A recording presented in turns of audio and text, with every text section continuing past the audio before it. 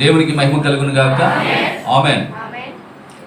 ఈ ఉదయకాల సమయంలో మరి మనము 7వ ముద్ర ధ్యానం చేస్తూ ఉన్నాం. హల్లెలూయా. దేవునికి మహిమ కలుగును గాక.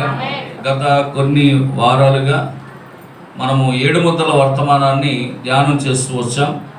హల్లెలూయా. 6 ముద్రలు మనకి కంప్లీట్ అయినాయి. 6 ముద్రలు కంప్లీట్ అయినాయి. 7వ ముద్రలో మొదటి భాగాన్ని మనం పోయిన వారం చూసాం. మరి ఇప్పుడు దానిని కొనసాగిద్దాము. హల్లెలూయా. ఒకవేళ బహుశా అది కంప్లీట్ అయితే కంప్లీట్ అవ్వచ్చు, ఒకవేళ మిగిలితే మళ్ళా వచ్చే వారం ధ్యానం చేద్దాం. హల్లెలూయా. దేవునికి మహిమ కలుగును గాక.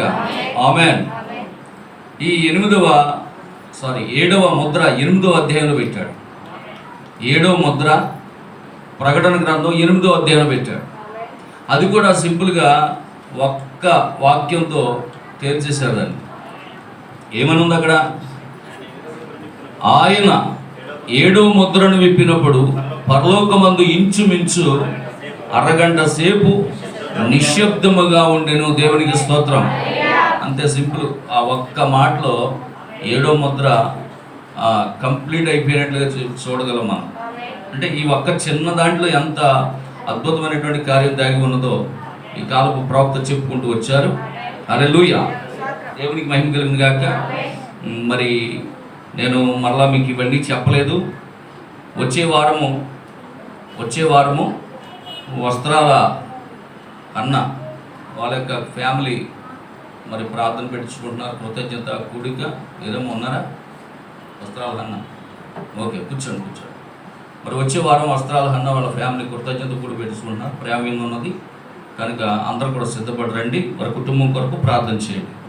అలాగే మరి ఈ నెల 10వ తేదీన మంగళవారం యానం దగ్గర దర్యాల తెప్పలో పాస్టర్ సుందర గారి యొక్క కుమారుడి వివాహం జరుగుతుంది. దాని గురించి ప్రార్థన చేయమని అడిగారు. ప్రార్థన చేయండి. అలాగే మేము వివాహానికి వెళ్తున్నాం, నా కొరకు ప్రార్థన చేయండి. అలాగే 12వ తేదీన చిలుకూరులో ఉపవాస ప్రార్థనలు జరుగుతున్నాయి. వాక్యం చెప్పడానికి వెళ్తున్నాను. నా కొరకు పరిచయం కొరకు ప్రార్థన చేయండి. అలాగే 14వ తేదీ ఏలూరుపాడులో మరి వివాహం చేయడానికి వెళ్తూ ఉన్నాను. కాబట్టి అక్కడ ఆ సంఘం ఏలూరుపాడులో మరి పాస్టర్ కెనడీ గారి యొక్క సంఘస్థురాలు ఒక పాపకి వివాహం చేయడానికి వెళ్తున్నాను. దాని గురించి కూడా ప్రార్థన చేయండి. అలాగే 13వ తారీఖు శుక్రవారం రాత్రి 7 గంటలకి ఇర్మియా గారి యొక్క గృహం వద్ద కృతజ్ఞత కూడుకుంటుంది. దాని గురించి కూడా ప్రార్థన చేయండి. దేవునికి స్తోత్రం. హల్లెలూయా.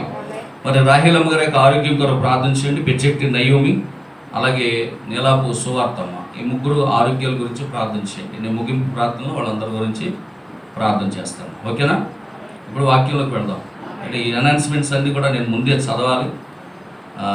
సాక్ష్యాలు అవి చెప్పడంలో నేను ముందు చదవలేకపోయాను. హల్లెలూయా. ఏదేమైనప్పటికీ ప్రభు యొక్క మహాకృపను బట్టి ఈరోజు మనం అందరం కూడా మళ్ళా సజీవులుగా దేవుడు మనలను ఉంచి ఉన్నారు. దేవుని స్తోత్రం. హల్లెలూయా. మరి మీకు నేను మాస్క్ పెట్టుకుంటే నా మాట వినపడదు కాబట్టి నేను మాస్క్ పెట్టుకోవట్లేదు. నా మాస్క్ జేబులోనే ఉంది. ఇప్పుడు దాకా పెట్టుకున్నాను. అప్పుడు వాయిస్ వినపడాలి కాబట్టి నేను మాస్క్ పెట్టుకోలేదు. కానీ మీరందరూ మాస్క్ పెట్టుకోండి. ఎందుకంటే మీరు బాగా దగ్గర కూర్చొని ఉన్నారు. ఎవరికి జ్వరం ఉందో తెలియదు, ఎవరికి కరోనా ఉందో తెలియదు. కాబట్టి మీ జాగ్రత్తలు మీరు ఉండండి. మీరు మాస్కులు మాత్రం ధరించండి, మాస్కులు పెట్టుకోండి. ఇంకా దాన్ని మించింది ఇంకోటి లేదంటున్నాడు. మీరు కేర్ తీసుకోవాల్సింది మీకు వ్యాధి సంక్రమించకుండా, మీకు ఆ వ్యాధి అటాక్ అవ్వకుండా తీసుకోవాల్సిన కేర్ ఏంటో తెలిసి ఇది ఒకటే. దీన్ని మించింది ఇంకేం లేదంటాడు. మీరు ఎన్ని శానిటైజర్లు రాసుకోండి, ఎన్నైనా ఉపయోగించండి, దానివల్ల ఏమీ ఉపయోగం లేదు. కానీ ఒక మాస్క్ మాత్రమే మీ ఒంట్లోకి కరోనా వైరస్ని రానివ్వకుండా ఆపగలిగేది మాస్క్ మాత్రమే. కాబట్టి మాస్కులు ధరించండి. ఎన్నిసార్లు చెప్తాను నేను? మాస్కులు ధరించి ఉండండి. దేవునికి స్తోత్రం. హల్లెలూయా. దేవునికి మహిమ కలుగును గాక. ఆమేన్. సరే, మంచిది. అందరూ సంతోషంగా ఉన్నారా? God bless you. దేవుడు మిమ్మల్ని అందరూ దీవించినాక. హల్లెలూయా. మంచిది పిల్లరా. మరి ఈరోజు మనము 7వ ముద్ర వర్తమానాన్ని మనం ధ్యానం చేద్దాం. 7 ముద్రలు పెద్ద బుక్ ఉంది. అలాగే నాకు చాలా కాలం క్రితం ఈ యొక్క 7 ముద్రలు అనేవి ఒక్కొక్క ముద్ర ఒక్కొక్కటి నేను వర్తమానంలోకి వచ్చిన మొట్టమొదటి రోజుల్లో నాకు పాస్టర్ బి పీటర్ గారు ఇచ్చారనమాట. ఒక్కొక్క ముద్ర ఒక్కొక్క పుస్తకం చొప్పున. పాస్టర్ బి పీటర్ గారు ఇప్పుడు ఆ స్టాంప్ కూడా ఉంది అక్కడ ర్యాక్లో ఉండి. నేను వెళ్ళినప్పుడు నేను కొత్తగా వచ్చానని చెప్పి పాస్టర్ బి పీటర్ గారు నన్ను ప్రేమించి, బ్రదర్ ఎలిషా గారు మీకు ఏం కావాలో తీసుకోండి అని వెళ్ళి అక్కడ ర్యాక్స్ ఉండి పుస్తకాలు, బుక్స్. అప్పట్లో మాకు ఇవి ఎంతో విలువైనవి. ఇప్పుడు కూడా ఇప్పుడు కూడా చాలా విలువైనవి. నేను బైండింగ్ చేయించుకుంటాను, ఇవి బైండింగ్ చేయించుకుని పెట్టుకుంటాను. ఇవి దొరకవు, రాబోయే దినాల్లో దొరకవు. కనుక 7వ ముద్ర చిన్న పుస్తకం అనమాట ఇది. అంటే అన్ని ముద్ర 7 ముద్రలు కలిపి ఒక పుస్తకం వచ్చింది ఇప్పుడు మనకి. అంతకుముందు ఒక్కొక్క ముద్ర ఒక్కొక్క పుస్తకం చొప్పున మరి బుక్స్ కూడా వేయించడం జరిగింది. దేవుని స్తోత్రం, హల్లెలూయా. ఇందులో నుంచి కొన్ని మరి ప్రాముఖ్యమైనటువంటి విషయాల్ని మనం చూద్దాం. మరి చాలా వరకు మీకు ఈ ముద్రలు అర్థమవుతున్నాయని నేను అనుకుంటున్నాను. జాగ్రత్తగా మీరు ఈ విషయాలు గమనించాలని కోరుతూ ఉన్నాను. హల్లెలూయా, దేవునికి మహిమ కలుగును గాక. చూడండి పిల్లరా, ఈ బైబిల్ గ్రంథము మానవుని చేతిలోనికి రాక ముందు దేవుని చేతిలో ఉన్నది అన్న సంగతి మనందరికీ తెలుసు. ఈ బైబిల్ గ్రంథము మన చేతిలోనికి రాకముందు, అంటే మానవులు ప్రేరేపించబడి వ్రాయక ముందు, అది ఏ భాషలోనైనా కానివ్వండి, అది గ్రీక్ అవ్వచ్చు, అది హెబ్రీ అవ్వచ్చు, మరి ఏ భాషలో అయినా కానివ్వండి, అది మానవుని చేతికి రాక మునుపు అది ఎవరి చేతిలో ఉందంటే అది దేవుని చేతిలో ఉన్నది. అప్పుడు అది ఎలా ఉన్నది? గొర్రెపిల్ల జీవ గ్రంథం గాను, దానిని విమోచన గ్రంథం గాను, అదే 7 ముద్రల గ్రంథం గాను ఎవరి చేతిలో ఉంది? అది దేవుని చేతిలో ఉంది. దేవునికి స్తోత్రం, హల్లెలూయా, దేవునికి మహిమ కలుగును గాక. సరే, మొత్తము ఈ బైబిల్ గ్రంథాన్ని మనం గమనించినట్లయితే పాత నిబంధన 39 పుస్తకాలు గాను, క్రొత్త నిబంధన 27 పుస్తకాలు గాను, వెరసి 66 పుస్తకాల సముదాయమే ఈ బైబిల్ గ్రంథం. హల్లెలూయా, దేవునికి మహిమ కలుగును గాక. సో ఈ 66 పుస్తకాల్లో 65 పుస్తకాల సారాంశము 66వ పుస్తకంలో దేవుడు పెట్టాడు. హల్లెలూయా, మళ్ళా చెప్తున్నాను వినండి. ఈ 65 పుస్తకాల యొక్క సారాంశం వింటున్నారా? ఈ 65 పుస్తకాల యొక్క సారాంశం అంతా కూడా తీసుకెళ్ళి 66వ పుస్తకమైనటువంటి ప్రకటన గ్రంథంలో పెట్టాడు. మళ్ళీ ఈ 66వ పుస్తకం ప్రకటన గ్రంథం అంతట్లోనూ మళ్ళీ అంతా పట్టుకెళ్ళి 10వ అధ్యాయంలో పెట్టాడు. మళ్ళీ ఎక్కడ పెట్టారు? 10వ అధ్యాయంలో. ఎందుకంటే దేవుని మర్మం అనేది ఎప్పుడు బయలుపరచబడుతుందంటే 10వ అధ్యాయములో 7వ దూత, బలిష్ఠుడైన దూత రావాలి. పరలోకం నుండి ఎవరు రావాలి? బలిష్ఠుడైన దూత రావాలి. ఆ వచ్చి ఆయన ఒక శరీరంలో జొరబడాలి. ఎందుకంటే బలిష్ఠుడైన దూతగా వచ్చిన ఆయన ఎలా ఉన్నాడు? ఆత్మస్వరూపుగా ఉన్నాడు. అవునా కదా? ఇప్పుడు ఆయన ఒక శరీరం ధరించుకోవాలి, ఆయనకు ఒక శరీరం కావాలి. ఆ శరీరంలోకి వెళ్ళి, ఆ శరీరం 7వ దూత, ఆయనలోకి వెళ్ళి అప్పుడు తాను ప్రత్యక్షపరుచుకున్నాడు. హల్లెలూయా.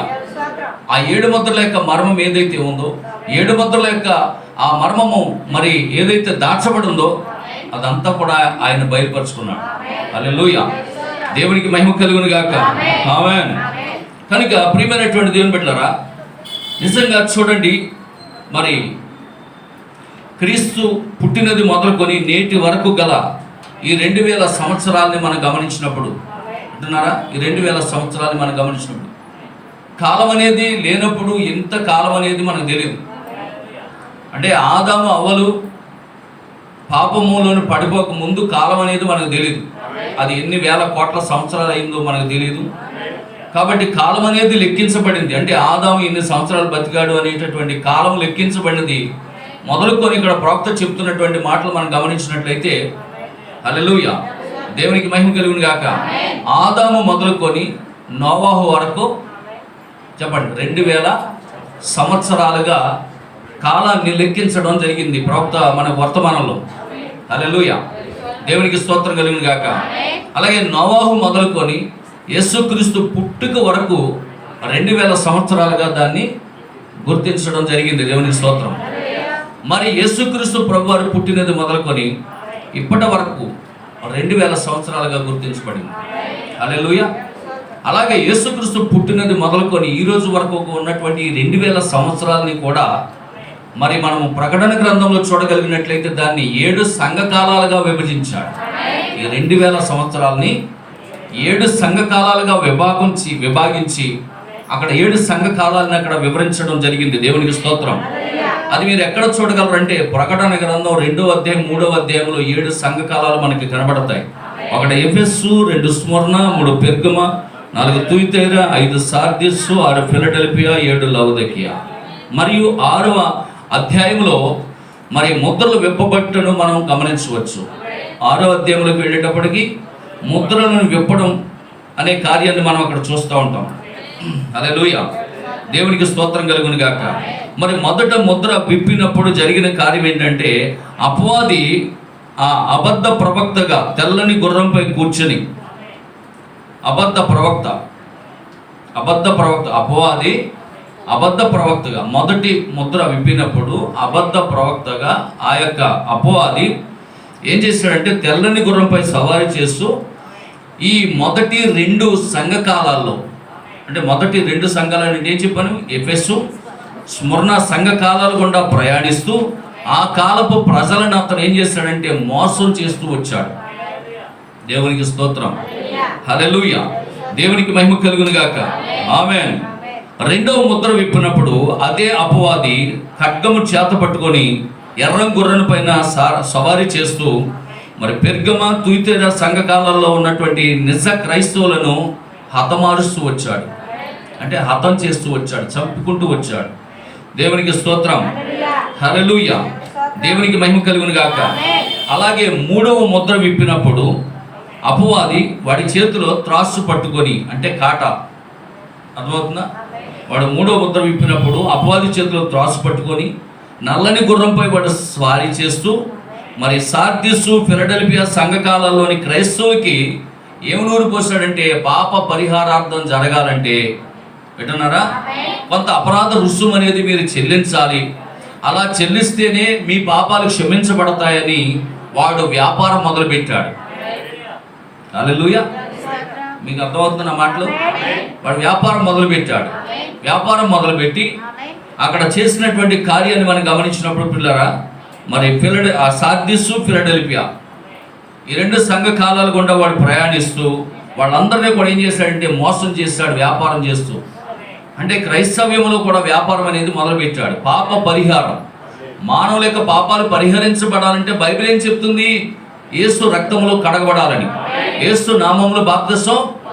కానీ వాడేం చేశాడు, పాప పరిహార పత్రాలు అమ్ముకున్నాడు. నువ్వు కొంత డబ్బు కడితే పాస్టర్ గారు చెవిలో చెప్పి నువ్వేదైనా పాపం చేస్తావనుకో, ఆదివారం మందిరానికి వచ్చి పాదిరి గారి చేతిలో ఫాదర్ అంటారు, ఫాదర్ గారి చెవిలో చెప్పి, అయ్యా నేను నిన్న సెకండ్ షోకి వెళ్ళానండి సినిమాకి, అని నా పాపాలు క్షమించాలండి అని చెప్పి పాస్టర్ గారి చెవిలో చెప్తే, సరే నీకు 150 రూపాయలు ఫైన్ వేస్తాను. 150 రూపాయలు చీటీ కట్టేస్తే ఆ పాప పరిహారార్థ పత్రం అంటారు దాన్ని. ఆర్సీఎంకి వెళ్ళిన వాళ్ళు ఎవరైనా ఉన్నారు ఇక్కడ? ఆర్సీఎంకి వెళ్ళిన వాళ్ళు ఎవరైనా ఉన్నారు? మీరు చూసారా? చూసారు కదా, ఓకే, గాడ్ బ్లెస్ బ్రదర్. నేను చూసాను, నేను వెళ్ళాను. నేను ఆర్సీఎం చర్చికి వెళ్ళాను ఒకసారి. అక్కడ చిన్న చిన్న పత్రాలు అమ్ముతున్నారు అక్కడ.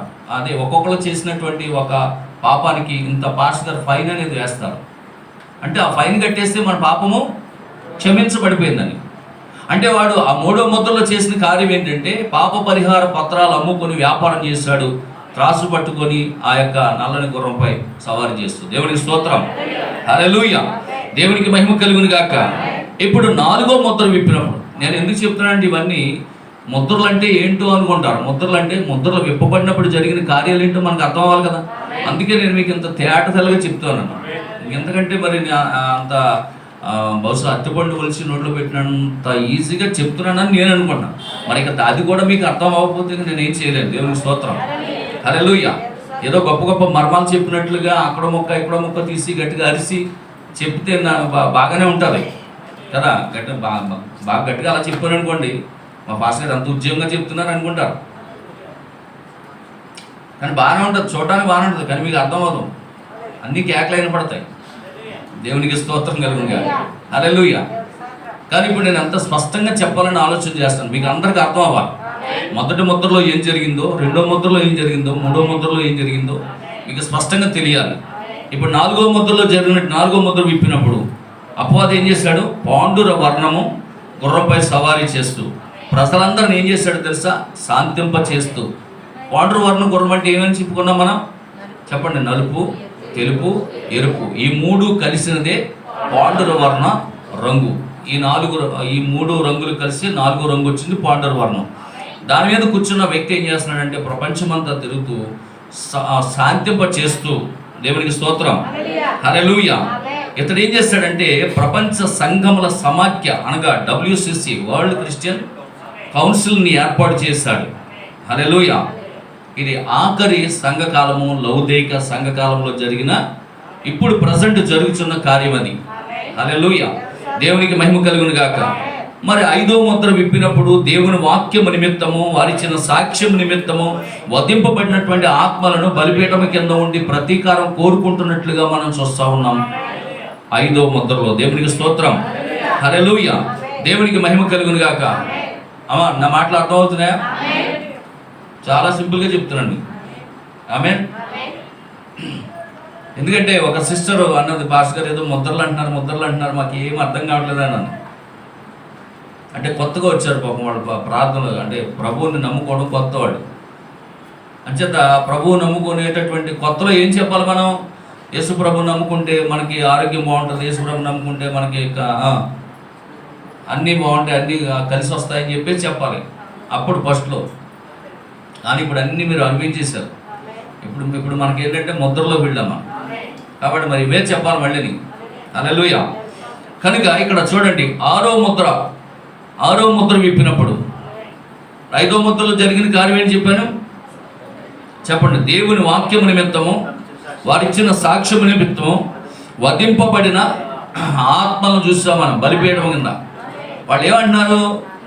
వాళ్ళు బలిపీఠం కింద ఉండి ఏం కోరుకుంటున్నారు? ప్రతీకారం కోరుకుంటున్నారు వాళ్ళు. హల్లెలూయా. దేవునికి స్తోత్రం కలుగును గాక. అయితే 6వ ముద్ర విప్పినప్పుడు ఏం జరిగిందంట? పెద్ద భూకంపము కలుగుట, సూర్యుడు నలుపగుట, చంద్రుడు ఎరుపగుట, నక్షత్రములు ఆకాశం నుండి రాలుట, ఆకాశ మండలము చుట్టబడుట, గొర్రెపిల్ల యొక్క మహా ఉగ్రత దినము వచ్చిందే అని భూజనులు చెప్పుకొనుట. అమ్మ, అర్థమవుతుందన్న మాట? ఇదేంటని చెప్పాడు ప్రవక్త?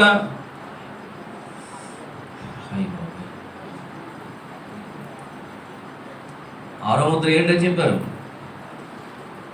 స్తోత్రం అమ్మా. శ్రమలు. 6వ ముద్ర శ్రమలు అని చెప్పాను. పోయిన వారం, అంతకుముందు వారమే చెప్పాను. మరి ఇంకా నేను అడిగిన దానికి మీరు సమాధానం చెప్పకపోతే నాకు ఏం చెప్పను నేను? 6వ ముద్ర ఏంటమ్మా అని అడిగితే ఎంత చక్కగా చెప్పారు మీరు. 6వ ముద్ర గురించి అంతకుముందు వారమే చెప్పాను. 6వ ముద్ర యాక్చువల్గా వధువుకు అవసరము లేదు. 6వ ముద్రతో వధువుకు అవసరం లేదు, కానీ తెలుసుకోవడం మంచిది అన్నాడు ప్రవక్త. 6వ ముద్రలో జరిగే కార్యాలు మనం తెలుసుకోవాలి. 6వ ముద్రలో జరిగే కార్యాలతో మనకు పని లేదు, ఎందుకంటే 6వ ముద్రకు ముందే వధువు ఎత్తబడుతుంది కనుక. అయినప్పటికీ 6వ ముద్రలో జరిగే కార్యాలు తెలుసుకోవడంలో తప్పులేదు. దేవునికి స్తోత్రం, హల్లెలూయా. దేవునికి మహిమ కలుగును గాక. వింటున్నారు పిల్లరా?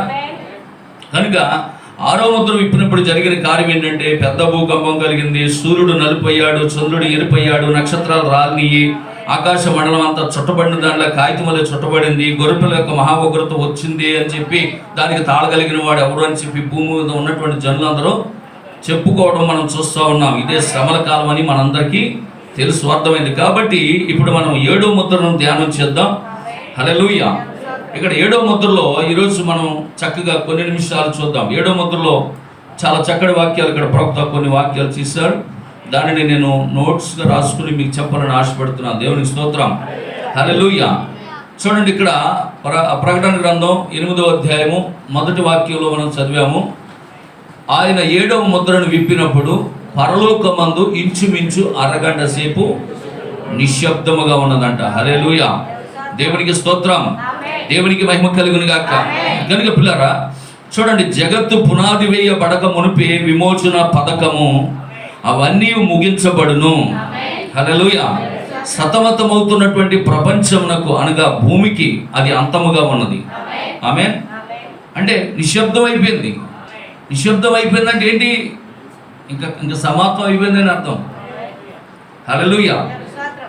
అందుకే అంటున్నాడు ఇక్కడ, సతమతమవుతున్నటువంటి ప్రపంచమునకు అనగా భూమికి అది అంతముగా ఉన్నది. కాలం అనేది ముగింపబడుతున్నటువంటి కాలం, సమయం అది. దేవునికి స్తోత్రం. హల్లెలూయా. దేవునికి మహిమ కలుగును గాక. కనుక అది కాలానికి అంతముగా ఉన్నది. 7వ ముద్ర ముగింపు అయి ఉన్నది.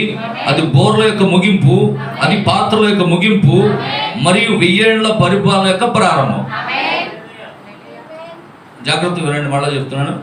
హల్లెలూయా. దేవునికి స్తోత్రం కలుగును గాక. చూడండి, 7వ ముద్ర అనేది ముగింపు అంటున్నాడు. అది బోర్ల యొక్క ముగింపు, పాత్రల యొక్క ముగింపు. ఒక రకంగా చెప్పాలంటే ఈ 7వ ముద్ర అనేది అన్నిటికీ ముగింపు అంట. హల్లెలూయా. 7వ ముద్ర అనేది అన్నిటికీ ముగింపు, అలాగే 1000 ఏళ్ల పరిపాలనకు ప్రారంభం. దేవునికి స్తోత్రం. హల్లెలూయా. దేవునికి మహిమ కలుగును గాక. కనుక ప్రియమైనటువంటి దేవుని బిడ్డలారా, మరి నిజంగా చూడండి, అంతా కూడా 7వ ముద్రలోనే ఉన్నది. దానివలన పరలోకమే గొప్ప నిశ్శబ్దమయ్యను, ఇంచుమించు అరగంట సేపు. ఎందుకనగా పరలోకమందు దూతలు వీణలు వాయించుట లేదిక, పాటలు పాడడం మానేశారు. ఇక అక్కడ ఏమైపోయిందంటే నిశ్శబ్దం అయిపోయింది అంటున్నాడు. దేవునికి స్తోత్రం. ఏ దూతయు అక్కడ పాడుట లేదు, అక్కడ ఇక స్తోత్రాలు లేవు, మరి ఏ బలిపీఠపు ఆరాధన లేదు. అక్కడంతా కూడా సద్దుమణిగి ఉన్నది. అక్కడ నిశ్శబ్దంగా ఉండెను. పరలోక సైన్య సమూహం అంతయు నిశ్శబ్దంగా ఉండెను. ఆ 7 ఉరుముల యొక్క రహస్యమును గూర్చి వ్రాయవద్దని యోహానుకు చెప్పబడెను. ఆ కారణం వల్లనే అక్కడ ఒక నిశ్శబ్ద వాతావరణం ఏర్పడెను. అది ఎంత గొప్పదనగా దూతలకు కూడా అది, ఆ రహస్యం అనేది అక్కడ దూతలకు కూడా తెలియదంట. ఎందుకు అలా నిశ్శబ్దమైందనే సంగతి దూతలకు కూడా తెలియదంట. దేవునికి స్తోత్రం. హల్లెలూయా. దేవునికి మహిమ కలుగును గాక. ఆమేన్. కనుక హృదయములోనున్న దానిని దేవుడు పరిశుద్ధాత్మతో మరుగుపరిచి ఉన్నంత వరకు సాతానుడు దాన్ని తెలుసుకొనలేడు. సాతానుడు అనుకరణ చేయుటకు మాత్రమే ప్రయత్నించును. అయితే వాటి గురించి వాడికి తెలియదు. ఆయన నన్ను పైకి తీసుకుని వెళ్ళి అక్కడ ఇట్లు చెప్పాను, ఇది ఆ 3వ ఈడ్పు. దర్శనములు ఎన్నడూను తప్పిపోవు, అవి పరిపూర్ణముగా సత్యమై ఉన్నవి. అక్కడ ఒక గొప్ప ఉరుము ఉరిమెను. 7 దూతలు ప్రత్యక్షమైరి. ఆ గొర్రె పిల్ల 7వ ముద్రలో మొదటి దాన్ని విప్పినప్పుడు నేను చూడగా 4 జీవులు ఒకటి దాన్ని రమ్ము అని ఉరుము వంటి స్వరం చెప్పుట వింటిని. నేను పశ్చిమమున ఉన్నాను, దూతలు తూర్పు నుండి వచ్చున్నవి, మరియు నేను వాటితో పాటు పైకి తీసుకొని పోబడ్డాను. అక్కడ ఒకే ఒక రాజు ఉన్నాడు, అది దేవుడై ఉన్నాడు. ఆమేన్. ఆయనకు ఒక ఖడ్గం ఉన్నది, అది ఆయన వాక్యమై ఉన్నది. దాని ద్వారానే నేను జీవిస్తున్నాను. ఏదో ఒకనాటికి మరి నేను ఆయన వద్దకు వెళ్ళుదుననే ధైర్యం నేను కలిగి ఉన్నాను. ఎన్నడూ నువ్వు దేనికి భయపడొద్దు అంటున్నాడు. ఏదో నన్ను తాకినది, అదే ఈ 3వ ఈడ్పు. హల్లెలూయా. ఒక స్వరం వచ్చి చెప్పాను, నీవు పెంతెకోస్తు పసిబిడ్డలకు సహజాతీతమైన కార్యములను బోధింపలేవు. వింటున్నారా? పసిబిడ్డలకు బలమైనటువంటి ఆహారం నువ్వు ఇవ్వలేవు. పాలు తాగే వాడికి బలమైన ఆహారాలు ఎవరు ఇవ్వలేరు. కనుక నీవు చెప్పే వర్తమానము పెంతెకోస్తు బిడ్డలకు పనిచేయదు అంటున్నారు. వాళ్ళు పెంతెకోస్తు బిడ్డలు ఎలా ఉన్నారంటే పసిపిల్లలుగా ఉన్నారంట. కాబట్టి వాళ్ళకి నువ్వు ఈ బలమైనటువంటి వర్తమానం నువ్వు చెప్పినా వాళ్ళు తట్టుకోలేరంట. అంటే 7 ముద్దల వర్తమానం అనేది ఎటువంటి వర్తమానం? ఇది బలమైన ఆహారం. ఇది ఈ బలమైన ఆహారం పెంతెకోస్తు వాళ్ళకి, లేకపోతే చంటి బిడ్డలకి, ఆ పసిపిల్లలకి, అలాంటి వాళ్ళకి చెప్పామనుకో వాళ్ళు తట్టుకోలేరు. ఆమేన్. దేవునికి స్తోత్రం. హల్లెలూయా. దేవునికి మహిమ కలుగును గాక. నిజంగా ప్రియమైన దేవుని బిడ్డలారా, చూడండి, చాలా త్వరలోనే సమయం గతించుతున్నది. లక్షల కొలది జనులు తమ ప్రాణాలను పోగొట్టుకుంటున్నారు. కొంతమంది జనులు మాత్రమే రక్షింపబడుతురు. ఏది ఏమైనా క్రీస్తు త్వరలో ప్రత్యక్షము కానున్నారు. ఆమేన్. అది ఒకవేళ 1 సంవత్సరం పట్టొచ్చు, 10 సంవత్సరాలు పట్టొచ్చు, 20 సంవత్సరాలు పట్టొచ్చు, అది ఒకవేళ 100 సంవత్సరాలు పట్టొచ్చు. ఆమేన్. అది నాకు తెలియదు. చూడండి, దేవుని యొక్క రాకడ గురించి ప్రవక్త ఏమన్నాడంటే నాకు తెలియదు అన్నాడు. ఎంత స్పష్టంగా వర్తమానం చదివి ఉంటే కదా వాళ్ళకి తెలుస్తుంది. పాపం ఈ 7వ ముద్ర కనుక రాజమండ్రి జాన్ వెస్లీ గారు చదివి ఉంటే పాపం ఆయన అలా మాట్లాడి ఉండేవారు కాదు కదా. ఆయన వర్తమానం పూర్తిగా చదివి ఉంటే, ఏదో 1, 2 అరా కొరా చదివితే బ్రదర్ బెన్హాము 1977లో ప్రభు వచ్చేస్తాడని చెప్పాడు అని ఏదో ఒక మొక్క అక్కడ, ఇది నా ఊహతో చెప్తున్నాడు కింద, ఇది నా ఊహతో చెప్తున్నానన్నారు ప్రవక్త. 1977లో ప్రభు రావచ్చు, ఇది నా ఊహ అన్నాడు. ఆ మొక్క కింద ఉంటుంది. పాప ఆయన ఇవన్నీ కూడా చదివి ఉంటే వెస్లీ గారు ఇలా చెప్పుండేవారు కాదు. ఆమేన్. కనుక ప్రియమైన దేవుని పిల్లరా, ఆయన అంటున్నాడు నాకు తెలియదు, ఆయన ఎప్పుడు వస్తాడో నాకు తెలియదు. ఇంత స్పష్టంగా 7వ ముద్రలో వ్రాయబడిన పిల్లరా. కనుక చాలా జాగ్రత్తగా మనం వర్తమానాలు చదివేటప్పుడు జాగ్రత్తగా వినండి. హల్లెలూయా. ఒకవేళ ఈ రాత్రే రావచ్చు, మళ్ళీ అంటున్నట్టు చూడండి, ఒకవేళ ఆయన ఈ రాత్రే రావచ్చు, అది నాకు తెలియదు. దేవునికి స్తోత్రం. హల్లెలూయా. దేవునికి మహిమ కలుగును గాక. కనుక ఒకవేళ అది నాకు తెలుసు అని ఎవరైనా చెప్పినట్లయితే వారు తప్పిదస్తులై ఉన్నారు. దేవుని రాకడ ఫలానా సమయంలో వస్తాదని గనక ఎవరైనా చెప్తే వాడు తప్పులో ఉన్నట్లు లెక్కంట. ఫలానా సంవత్సరంలో యేసుప్రభు వస్తాడని ఎవరైనా చెప్పారు అంటే వాడు అబద్ధం చెప్తున్నట్లు లెక్కంట. హల్లెలూయా. ఎందుకంటే ఆయన రాకడ అనేది ఎవరికి తెలియదు. అసలు ప్రభు అన్న నాకే తెలియదండి. అర్థమవుతుందా? దేవునికి స్తోత్రం కలిగా. కనుక పిల్లరా, ఆయన రాకడ గురించి మరి తెలుసుకోవాల్సినటువంటి అంత అవసరం మనకు లేదు. ఎందుకంటే కాలములు సమయములు ఆయన స్వాధీనంలో ఉన్నాయట, ఆయన స్వాధీనంలో ఉన్నాయి. అవన్నీ కూడా ఆయన స్వాధీనంలో ఉన్నప్పుడు ఆయన వచ్చి తీసుకెళ్తాడు నిన్ను. దేవునికి స్తోత్రం. నేను దేన్నైతే చూశానో మరియు నాకు ఏమి చెప్పబడిందో దాన్ని మాత్రమే నేను మీకు చెప్పుచున్నాను. యేసుక్రీస్తు కొరకు నేను ఆయనకు వందనములు చెల్లించున్నాను. మన పాపముల పరిహారార్థం నిమిత్తము ఆయన పంపబడిన ఎడల మనమందరము ఏ నిరీక్షణ లేక పాపములో ఇంకా పెంటలోనే పడి ఉండేది వారు. మన కొరకు యేసుక్రీస్తు ప్రభు వారు భూమి మీదకి పంపబడ్డారు. ఆయన రక్తం వల్లే ఈరోజు మనం రక్షించబడ్డాము. మరి మన పాపాలు క్షమించబడ్డాయి. ఒకవేళ ఆ విధంగా జరిగి ఉండకపోతే మనం ఇంకా మన పాపంలోనే ఉండేవారు. హల్లెలూయా. దేవునికి స్తోత్రం కలుగును గాక. మనం ఇంకానూ పాపులుగానే ఉండేవారు. దేవుని యొక్క కృప వలన మనము క్రైస్తవులమై ఉన్నాము. నేను మొదట బాప్టిస్ట్ సంఘానికి వెళ్ళేవాడును అంటే ప్రవక్త అన్నాడు, నేను మొట్టమొదటిగా బాప్టిస్ట్ సంఘానికి వెళ్ళేవాడిని. ప్రభువా, సత్యమైన మార్గం ఏదో ఒకటి నాకు తెలియపరచవలసిందిగా అని నేను అడిగాను. అది వాక్యమే అని ఆయన చెప్పాను. సత్యం అంటే ఏంటి? వాక్యమే. సంఘాన్ని బట్టి దేవుడు తీర్పు తీర్చడు, సంఘాన్ని బట్టి దేవుడు ఎత్తబాటులోకి తీసుకెళ్ళడు. ఫలానా సంఘం బాగా భక్తిగా ఉంది కాబట్టి, ఫలానా సంఘం బాగా చాలా చక్కటి మాదిరికరమైనటువంటి జీవితం జీవిస్తుంది కాబట్టి నేను ఈ సంఘాన్ని తీసుకెళ్తానని దేవుడు చెప్పలా. ఎత్తబడుట అనేది దేవుని కృప అయి ఉన్నదంట. నిన్ను తీసుకెళ్లాలనేది దేవుని కృప అయినది. అది నిన్ను ఎన్నిక చేసుకోవాలనుకునేది, నిన్ను పెళ్లి చేసుకోవాలనుకునేది, హల్లెలూయా, నిన్ను ఆ సింహాసనం మీద కూర్చుండబెట్టాలనేది ఆయన ఎన్నిక అయి ఉన్నది, ఆయన కృప అయి ఉన్నది. మన భక్తిని బట్టి మనం వెళ్ళలేమండి, మనం చేసే భక్తిని బట్టి కానీ మన పరలోకి వెళ్ళలేమండి. అదంతా కేవలము ఆయన కృప మాత్రమే అంటున్నాడు. దేవునికి స్తోత్రం. హల్లెలూయా. దేవునికి మహిమ కలుగును గాక. కనుక ప్రియమైనటువంటి దేవుని బిడ్డలారా, నిజంగా ఇక్కడ కొన్ని మాటలు ప్రవక్త చెప్తూ ఉన్నారు, చాలా చక్కటి మాటలు ఇక్కడ చెప్తూ ఉన్నారు. వారు ఎవరైనా కానీ వాక్యముని గురించి కనుక ఎవరైనా వాక్యానికి విరోధులైతే వారు ఎవరైనా నేను లెక్క చేయను. చూడండి, ఇక్కడ ఒక కుప్పగా మరి బోర్లు పడి ఉన్నాయి. అట్లా వాటిని వాయించవలనన్నా ఎవరో కావాలి. ఒక మనిషి లేనిచో అవి నిశ్శబ్దముగా ఉండును. చూడండి, ఇక్కడ ప్రవక్త అంటున్నాడు, కొన్ని బోర్లు ఇక్కడ ఉన్నాయనుకోండి, ఆ బోర్లలో నిజంగా సౌండ్ ఉంది, స్వరం వస్తుంది. కానీ అది వాయించాలంటే ఎవరో ఒక వ్యక్తి వచ్చి దాన్ని తీసుకొని ఊదాలి. ఊదితే అందులోంచి శబ్దం వస్తుంది. హల్లెలూయా. దేవునికి స్తోత్రం కలుగును గాక. అలాగే ఈరోజు దేవుని స్వరము మనలోంచి వినబడాలంటే మనం ఒక పాత్రలాగా వాడబడుతున్నాం. ప్రవక్త అదే అంటున్నాడు, నేను ఒక పాత్రని, ఆయన బోరగా నేను ఉన్నాను. దేవునికి స్తోత్రం. ఆయన పాత్రగా నేను ఉన్నాను, కేవలం ఒట్టి పాత్ర మాత్రమే. దేవునికి స్తోత్రం. దేవుడు నన్ను ఉపయోగించుకుంటేనే తప్ప, ఒక బోర్ని ఒక వ్యక్తి వచ్చి ఉపయోగించుకుని స్వరము ఊదితేనే తప్ప అది ఎలా పనిచేయదో, అలాగే దేవుడు వచ్చి నన్ను ఉపయోగించుకుంటేనే తప్ప నా ద్వారా మీకు వర్తమానం రాలేదండి. దేవునికి స్తోత్రం. హల్లెలూయా. దేవునికి మహిమ కలుగును గాక.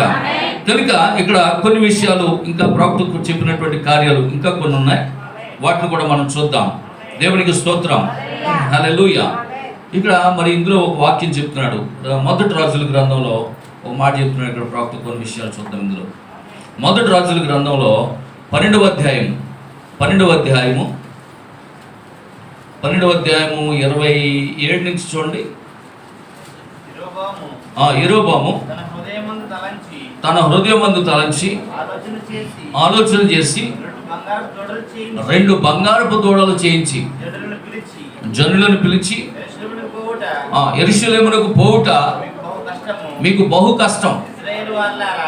ఇశ్రాయేలు వారలారా, ఐగుప్తు దేశంలో నుండి మిమ్మల్ని రప్పించిన మీ దేవుడు ఇదే అని చెప్పి ఒకటేమో బేతేలందు ఒకటి దానునందు ఉంచాను. ఈ రెండిట్లో ఒక దాన్ని జనులు పూజించుట వలన రాజు చేసిన కార్యము. ఆమేన్. చూసారు పిల్లరా, రాజు ఏం చెప్పాలి? యెరూషలేము దూరమైనా సరే అది దేవుడు కట్టించిన మందిరము, అక్కడే దేవుడు నివాసం చేస్తానన్నాడు, అక్కడికే దేవుడు వస్తానన్నాడు. సొలొమోనుతో మాట్లాడే దేవుడు అక్కడ నివాసం చేస్తున్నాడు. కాబట్టి మీకు ఎంత భారమైనా సరే, ఎంత దూరమైనా సరే మీరు అక్కడికే వెళ్ళాలి అని చెప్పడానికి బదులు యెరోబాము ఏం చేశాడు? 2 దూడలను చేయించి, వింటున్నారా, అంత దూరం ఏమి వెళ్తారులే, ఇదిగో ఐగుప్తులో నుండి మిమ్మల్ని రప్పించిన దేవుడు ఇదిగో అని చెప్పి దూడ తీసుకొచ్చి, బంగారం దూడ తీసుకొచ్చి అక్కడ పెట్టి దాన్ని పూజించేటట్లు చేశాడు. దేవుడు ఆత్మయ్య ఉన్నాడు కనుక ఆయన ఆరాధించేవారు ఆత్మతో సత్యముతో ఆరాధించాలి అని దేవుడు చెప్తుంటే ఈయనేమో ఒక దూడ తీసుకొచ్చి ఇదేరా మీ దేవుడు అన్నాడు. అంటే జనులు పొరపాటు. అప్పుడు చెప్పండి, జనులు పొరపాట, రాజుదే పొరపాటు. అందుకే ప్రవక్త అంటాడు, నేను ఏది చెప్తే అదే మీరు చేస్తారు కాబట్టి ఇప్పుడు మీరు పొరపాటు కాదు, నేనే పాపంలో పడ్డట్టు.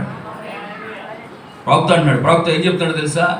నేను చెప్తే మీరు చేస్తారు, అయ్యా ఇలా చెయ్యాలని చెప్తే మీరు చేస్తారు. కాబట్టి ఆ అపరాధంలో పడేది మీరు పడిపోతారు, నేను పడిపోతాను. కాబట్టి దేవుడు నాకు ఏది చెప్తే అదే చెప్తాను తప్ప నా తలంపులతో, నా ఊహలతో, నా ఇష్టం వచ్చినట్టు నేను ఏది చెప్పను అంటున్నాడు ప్రవక్త. దేవునికి స్తోత్రం. కింద చదవండి, 30 వరకు చదివండి. పూజ చేసినట్టు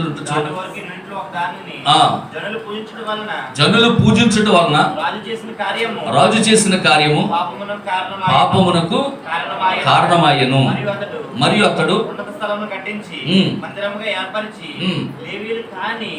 లేవీయులు కాని సాధారణమైన వారిలో కొందరిని యాజకులుగా నియమించేసిందంట. చూడండి, లేవీయులు కాదు, యాక్చువల్గా సేవ చేయాలంటే లేవీయులు చేయాలి అంటున్నారా? యాక్చువల్గా సేవ చేయాలంటే లేవీయులు చేయాలి. ఒక రకంగా చెప్పాలంటే ఇప్పుడు మేము లేవీయులు కాదు, లేవీ వంశం నుంచి మేము రాలేదు, కానీ అది ఆయన కృప. ఒకప్పుడు మీరు పాపంలో ఉన్నారు, చీకటిలో ఉన్నారు, దేవుడు ఆశ్చర్యకరమైనటువంటి వెలుగులోనికి పిలుచుకున్నాడు. ఇప్పుడు దేవుడే స్వయంగా అంటున్నాడు, మిమ్మల్ని రాజులని యాజక. దేవునికి స్తోత్రం కలుగును గాక. రకంగా చెప్పాలంటే ఇప్పుడు మేము సేవ చేయడానికి అర్హులం కాదు. ఎందుకంటే లేవీయుల్లోంచి రావాలి, లేవీ గోత్రంలోంచి రావాలి, యాజకులు అక్కడి నుంచే రావాలి. ఆమేన్, హల్లెలూయా. లేకపోతే సేవ చేయడానికి అర్హత లేదు. కానీ యేసుక్రీస్తు ప్రభు వచ్చి ఆయన రక్తం చిందించి, వింటున్నారా, ఒకప్పుడు చీకటిలో ఉన్నటువంటి మిమ్మలను ఆశ్చర్యకరమైనటువంటి వెలుగులోనికి పిలిచేస్తారు. తన గుణాతిశయములను ప్రచురము చేయడానికి హల్లెలూయా ఏర్పరచబడినటువంటి వంశం, రాజులైన యాజక సమూహం, పరిశుద్ధ జనము, దేవుని సొత్తైన ప్రజలై ఉన్నారు. ఒకప్పుడు ప్రజగా ఉండక ఇప్పుడు మీరు దేవుని ప్రజలయ్యారు. హల్లెలూయా, దేవునికి స్తోత్రం కలుగును గాక. అంటున్నారు పిల్లరా, లేవీయులు కానటువంటి వారిని ఆనాడు యెరోబాము ఏం చేశాడు? లేవీయులు కాని వారిని తీసుకొచ్చి యాజకులుగా చేసేసి యాజకత్వం అప్పగించి అక్కడ మందిరాన్ని నడిపిస్తూ ఉన్నాడు. అదంతా కూడా ఏమైంది? పాపమునకు కారణమాయెను. రాజు చేసిన కార్యం ఏం చేసింది? మానవుల యొక్క పాపాలకి కారణమైంది. హల్లెలూయా, దేవునికి స్తోత్రం కలుగును గాక. కనుక ప్రియమైనటువంటి దేవుని పిల్లరా, ఇక్కడ నిలబడినటువంటి వ్యక్తి, మరి సేవకుడు ఎవరైనా కానీ, అప్పుడు ప్రవక్త అవనివ్వండి, లేకపోతే ఇక్కడ ఒక సేవకుడు అవనివ్వండి, ఎవరు నిలబడినా కానీ వాళ్ళు చాలా జాగ్రత్తగా ఉండాలి. దేవునికి స్తోత్రం. ఎందుకంటే ఒక్క వ్యక్తి పొరపాటు చేస్తే మొత్తం సంఘాన్ని అంతటికి వచ్చేస్తారు. వింటున్నారా? ఆ కోపము, ఆ ఉగ్రత అనేది ఒక సేవకుడి మీదకి రాదు, ఒక పాస్టర్ మీదకి రాదు, పాస్టర్తో పాటు అందరి మీదకి వచ్చేస్తుంది. హల్లెలూయా, దేవునికి మహిమ కలుగును గాక. కనుక ప్రియమైనటువంటి దేవుని బిడ్డలారా, మరి 7వ ముద్ర విప్పబడుట చాలా గొప్ప విషయముగా ఉన్నది. ఎందుకనగా దాని వలన పరలోకమే ఇంచుమించు అరగంట నిశ్శబ్దంగా ఉన్నది. అరగంట సేపు అక్కడ ఏది కదలలేదు. అక్కడ దేవుని ముందు నిలబడి వీణులు వాయించుచున్న 24 పెద్దలు వారు వీణులు వాయించుట ఆపివేసిరి. 24 పెద్దలు దేవుని యొక్క సన్నిధిలో ఏం చేస్తున్నారు? వాళ్ళు ఆరాధన. ఎప్పుడు కూడా ఏం జరుగుతుంది? ఆరాధన జరుగుతుందా లేదా? యెషయా గ్రంథంలో 6వ అధ్యాయము 9వ వాక్యం అంది చూడండి. యెషయా గ్రంథంలో 6వ అధ్యాయం 3వ వాక్యం నుండి చూడండి. వారు సైన్యములకు అధిపతి యెహోవా పరిశుద్ధుడు, పరిశుద్ధుడు, పరిశుద్ధుడు, సర్వలోకము ఆయన మహిమతో నిండి ఉన్నదని గొప్ప స్వరముతో గాన ప్రతిగానములు చేయుచుండిరి. ఎప్పుడెప్పుడు? అప్పుడప్పుడునా? ఆదివారమా? నిత్యము, ప్రతిదినము, ప్రతి నిమిషము. హల్లెలూయా. సర్వలోకము నీ మహిమతో నిండి ఉన్నది దేవా.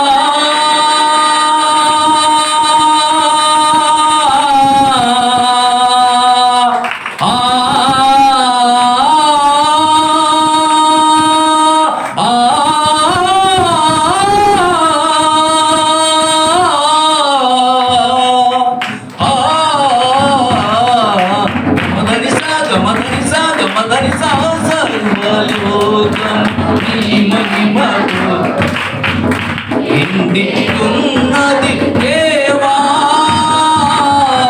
గొప్ప స్వరముతో ప్రభు యేసు నామమును, గొప్ప స్వరముతో ప్రభు యేసు నామమును గాన ప్రతిగానము చేసేదనేను, గాన ప్రతిగానం చేసేదనేను. పరిశుద్ధుడు, పరిశుద్ధుడు అని నిత్యము దూతలతో కొనియాడబడుచున్న నా యేసయ్యా. నిత్యము దూతలతో కొనియాడబడుచున్న నా యేసయ్యా. వందనం ప్రభు, వందనం, వందనం ప్రభు, వందనం. హల్లెలూయా. చెప్పండి, ఎప్పుడెప్పుడేనండి? నిత్యము వేవేల దూతలు, సర్వాధికారి ప్రభువు పరిశుద్ధుడు, పరిశుద్ధుడు, పరిశుద్ధుడు, పరిశుద్ధుడు, పరిశుద్ధుడని గాన ప్రతిగానములతో నిత్యం ఏం చేస్తున్నాయంట? దేవుని సన్నిధిలో స్తుతిస్తున్నాయంట. 24 పెద్దలు అక్కడ జీవులు కీర్తిస్తూ ఉన్నాయంట. ఎప్పుడైతే 7వ ముద్ర విప్పబడిందో అప్పుడు జరిగిన కార్యం ఏంటి? ఇంచుమించు అరగంట సేపు అంట నిశ్శబ్దం అంట. వెంటనే అక్కడ ఏమైపోయింది? వీణలు వాయించడం మానేశారు, సంగీతం వాయిద్యం ఆగిపోయింది, పాటలు పాడేవాళ్ళు ఆగిపోయారు. దేవుని స్తోత్రం, హల్లెలూయా. ఓ పరలోక దూత సైన్య సమూహం అంతా నిశ్శబ్దముగా ఉండెను. దానిని గురించి నాకు కలిగిన ప్రత్యక్షతను మీకు చెప్పేదను. అది అనేకులకు వింతగా కనిపించవచ్చు, కానీ ఒక దినాన దేవుడు దానిని రుజువు చేయను. దూతలకు కూడా అది రహస్యముగా ఉంచబడింది. అది పూర్తిగా రహస్యం. 7 అనేది దేవుని యొక్క పరిపూర్ణ సంఖ్య. ఆమేన్, హల్లెలూయా. 7 ముద్రల యొక్క మర్మము సాతానుకు తెలిసిన ఎడల వాడు అనుకరణ చేయుటకు ప్రయత్నించును. దానిని గురించి వాడికి కూడా తెలియదు. దాని వెనుక ఒక రహస్యం ఉన్నది. సర్వోన్నతుడకు దేవునికే మహిమ. ఆయన నన్ను పైకి తీసుకుని వెళ్ళి ఇట్లు చెప్పాను, ఇది 3వ ఈడ్పు. ఎవరికి దీని గురించి తెలియదు. ఒక రాజ ఖడ్గము నా చేతికి ఇవ్వబడింది, అది ఆయన వాక్యమే అని నేను గ్రహించాను. హల్లెలూయా. ఒక రాజ ఖడ్గము దేవుడు అంట ఆయన చేతికి ఇచ్చాడు, ప్రవక్త చేతికి ఇచ్చాడు రాజ ఖడ్గం. దానికి పిడి ఎలా ఉందో తెలుసా? ఒక ముత్యములా ఉందంట. దాని పిడి ఒక ముత్యములా ఉందంట. అది హల్లెలూయా. బంగారం వల్ల మెరిసిపోతున్నట్టు రాజఖడ్గం ఆయన చేతికి ఇవ్వబడింది. హల్లెలూయా, దేవునికి స్తోత్రం కలుగును గాక. ఆమేన్. నిజంగా ప్రియులారా, అది వాక్యమే నేను గ్రహించాను. దాని ద్వారానే మనము జీవిస్తున్నాము. ఏదో నన్ను తాకి మరి భయపడవద్దు, ఇది మూడవ ఈర్పు అని చెప్పాను. గమనించండి, కాలము అంతము చేయు వర్తమానముగా ఉన్నది. ఈ ముద్ర కాలమునకు అంతం. ఈ ముద్ర ఏ ముద్ర? 7వ ముద్ర అనేది కాలమునకు అంతముగా ఉన్నది అంటున్నాడు. దేవునికి స్తోత్రం. 7వ దూత వర్తమానం ద్వారానే దేవుని యొక్క మర్మము తెలియచేయబడును. త్వరలోనే సమయం అనేది గతించును. లక్షల కొలది జనులు తమ ప్రాణములను పోగొట్టుకునేదరు.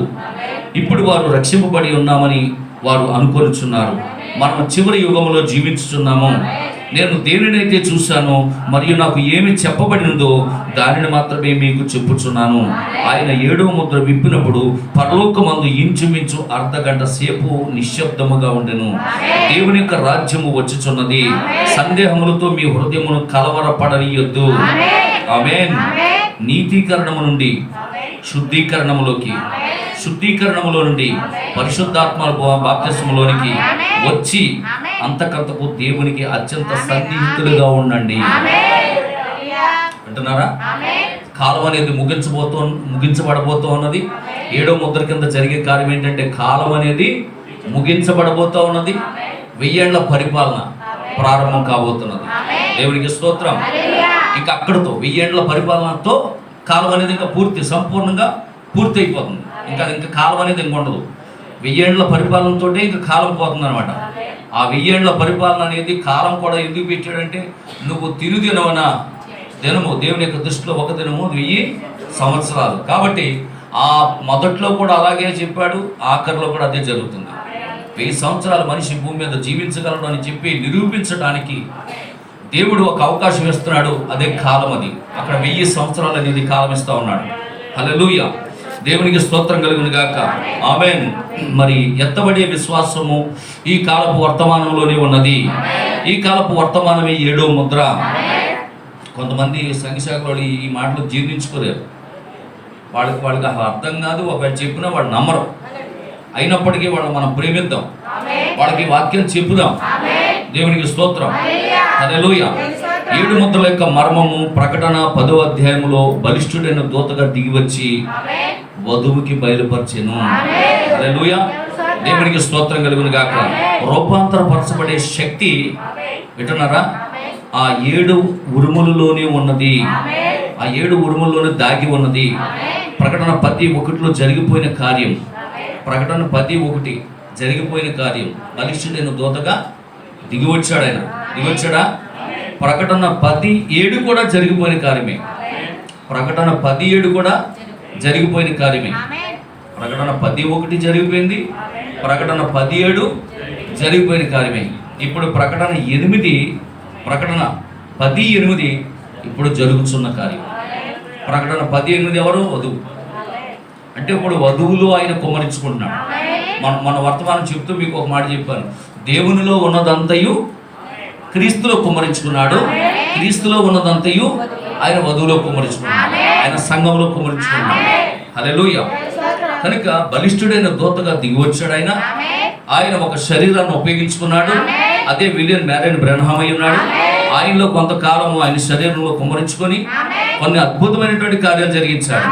చనిపోయిన వారిని బ్రతికించారు, లేని వాటిని సృష్టించారు. ఉడతలు సృష్టించబడ్డాయా? మరి ఆ యొక్క మంచు తుఫాన్ని ఆపగలిగారా? ఈ కార్యాలన్నీ ఒక మనిషి చేయగలరా? చెప్పండి, ఒక మనిషి చేయగలరా? చేయలేడు. కానీ ఆ మనిషిలో దేవుడు ఉంటే చేయగలడు. హల్లెలూయా, దేవునికి స్తోత్రం కలుగును గాక. ఆమేన్. కనుక ప్రియమైనటువంటి దేవుని పిల్లరా, మరి చూడండి, మీకు ఆ ప్రకటన గ్రంథం 10:1లో జరిగిన కార్యాన్ని ఒకసారి చూడండి. 10:1లో బలిష్ఠుడైన వేరొక దూత పరలోకం నుండి దిగి వచ్చేట చూచితిని. ఆయన మేఘము ధరించుకొని ఉండెను. ఆమేన్. ఆయన వెళ్ళేటప్పుడు ఏం ధరించుకుని వెళ్ళాడు? మేఘం ధరించుకుని వెళ్ళాడా? ఒక మేఘం వచ్చి తీసుకెళ్ళిందా? చూడండి, అపోస్తలుల కార్యములు 1:8 అనుకుంటుంటారు. చూడండి, 1 ఈ మాటలు చెప్పి 9వ వాక్యం ఉంటే చూడండి. 1వ అధ్యాయము అపోస్తలుల కార్యములందు 1వ అధ్యాయము 9వ వాక్యం ఉంటే చూడండి. ఈ మాటలు చెప్పి వారు చూచుచుండగా ఆయన ఆరోహణమయ్యను. అప్పుడు వారి కన్నులకు కనబడకుండా ఒక మేఘము ఆయనను కొనిపోయేను. దేవునికి స్తోత్రం, హల్లెలూయా, దేవునికి మహిమ కలుగును గాక. అంటున్నారా? ఒక మేఘం వచ్చింది, ఆ మేఘం ఆయన్ని తీసుకొని వెళ్ళిపోయింది. ఆమేన్. మళ్ళా ఇప్పుడు ప్రకటన 10:1 మళ్ళా మేఘం ధరించుకుని వచ్చాడు చూడండి. హల్లెలూయా, దేవునికి స్తోత్రం కలుగును గాక. ఆ మేఘం ఏదో ఏంటది ర్యాకెట్ పొగ అని వాళ్ళు అంటారు, మనమేమో 7 దూతల యొక్క సమూహం అని మనం అంటాం. అది నమ్మిన వారికి, నమ్మని వాడికి మనం ఏం చేయలేము అనుకోండి. ఆమేన్. ఆయన శిరస్సు మీద వర్షధనుసుండెను, ఆయన ముఖము సూర్యబింబం వలెను, ఆయన పాదములు ఆమేన్ హల్లెలూయా. ఆయన చేతిలో విప్పబడి ఉన్న ఒక చిన్న పుస్తకము. విప్పబడి ఉన్న ఒక చిన్న పుస్తకం అంటే విప్పబడకుండా లేదు, అది విప్పబడింది. ముద్దలో విప్పబడినటువంటి పుస్తకం పట్టుకుని వచ్చాడు ఆయన. కుడి పాదము సముద్రం మీదను, ఎడం పాదము భూమి మీదను మోపి సింహము గర్జించినట్లు గొప్ప శబ్దముతో ఆర్భాటించింది. ఆయన ఆర్భాటించినప్పుడు 7 ఉరుములు చూడండి పలికెను. హల్లెలూయా. స్వరం పలికనంటే అర్థం స్వరం. వాళ్ళకు ఉరుము, బయట వాళ్ళకి ఉరుము, వధువుకి స్వరం. మీకు అర్థమవుతుందమ్మా? ఈ మొక్కలు చాలాసార్లు చెప్పాను నేను. అపోస్తలుడైనటువంటి పౌలు గారు దమస్కు మార్గంలో వెళ్తున్నప్పుడు అక్కడ వెలుగులోంచి ఒక ఉరుము వంటి స్వరం, అక్కడ కూడా ఒక ఉరుమింది.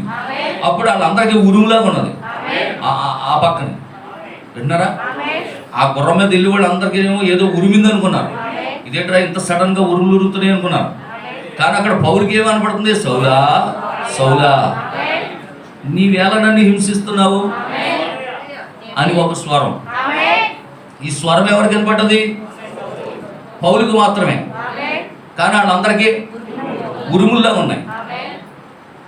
అందుకే ప్రవక్త అన్నాడు, లోకంలో ఉన్న వాళ్ళు అందరికీ 7 ఉరుములు, కానీ వధువుకైతే దేవుని స్వరమైంది. హల్లెలూయా, దేవునికి స్తోత్రం కలుగును గాక. అంటున్నారు పిల్లరా. కనుక ఇక్కడ బలిష్ఠుడు దూతగా దిగొచ్చాడు. ఆయన శిరస్సు అంటే ఎలా దిగొచ్చాడు? మేఘము ధరించుకొని. ఫుల్ బాడీ ఉంది అక్కడ, ఫుల్ బాడీ లేదు. మేఘం ధరించుకొని ఒక శిరస్సు మాత్రమే. హల్లెలూయా, శిరస్సుగా దిగొచ్చాడు. ఆమేన్. మనిషి కుమారుడుగా దిగివచ్చాడు. ఎందుకంటే బైబిల్ చెప్తుంది, నోహు దినాల్లో జరిగినట్లుగానే, లోతు దినాల్లో జరిగినట్లుగానే మనిషి కుమారుడు ప్రత్యక్షమగు దినమున జరుగును. హల్లెలూయా. ఆదికాండం 18వ అధ్యాయము మొదటి నుంచి త్వరగా చదవండి కొన్ని వాక్యాలు. ఆదికాండము 18వ అధ్యాయం మొదటి నుంచి. మరియు మమ్రే దగ్గరున్న సింధూర వనములో అబ్రహాము ఎండవేళ గుడారపు ద్వారమందు కూర్చుని ఉన్నప్పుడు యెహోవా అతనికి కనబడెను. అతడు కన్నులెత్తి చూచినప్పుడు 3 మనుషులు అతని ఎదుట నిలువబడి ఉండిరి. అతడు వారిని చూచి గుడారపు వాకిటి నుండి వారిని ఎదుర్కొనుటకు పరిగెత్తి నేల మట్టుకు వంగి, ప్రభువా అంటే ఎవరిని చూశాడు? అబ్రాము దేవుడిని చూశాడు. కనబడ్డా లేదా? అంటే శరీరధారిగా వచ్చాడా లేదా? మనిషి కుమారుడేనా? మనిషి కుమారుడుగా వచ్చాడా? అందుకే ప్రభువా అన్నాడా? దేవునికి స్తోత్రం. అంటే దేవుడు అబ్రహాం దగ్గరికి మనిషి కుమారుడుగా వచ్చాడు. అంటున్నారా? మనిషి కుమారుడుగా వచ్చాడు. కాబట్టి అక్కడ రొట్టెలు తిన్నాడా? మాంసం తిన్నాడా? వెన్న తిన్నాడా? ఆమేన్. కాళ్ళు కడుక్కున్నాడా? చెట్టు నీడను కూర్చున్నాడా?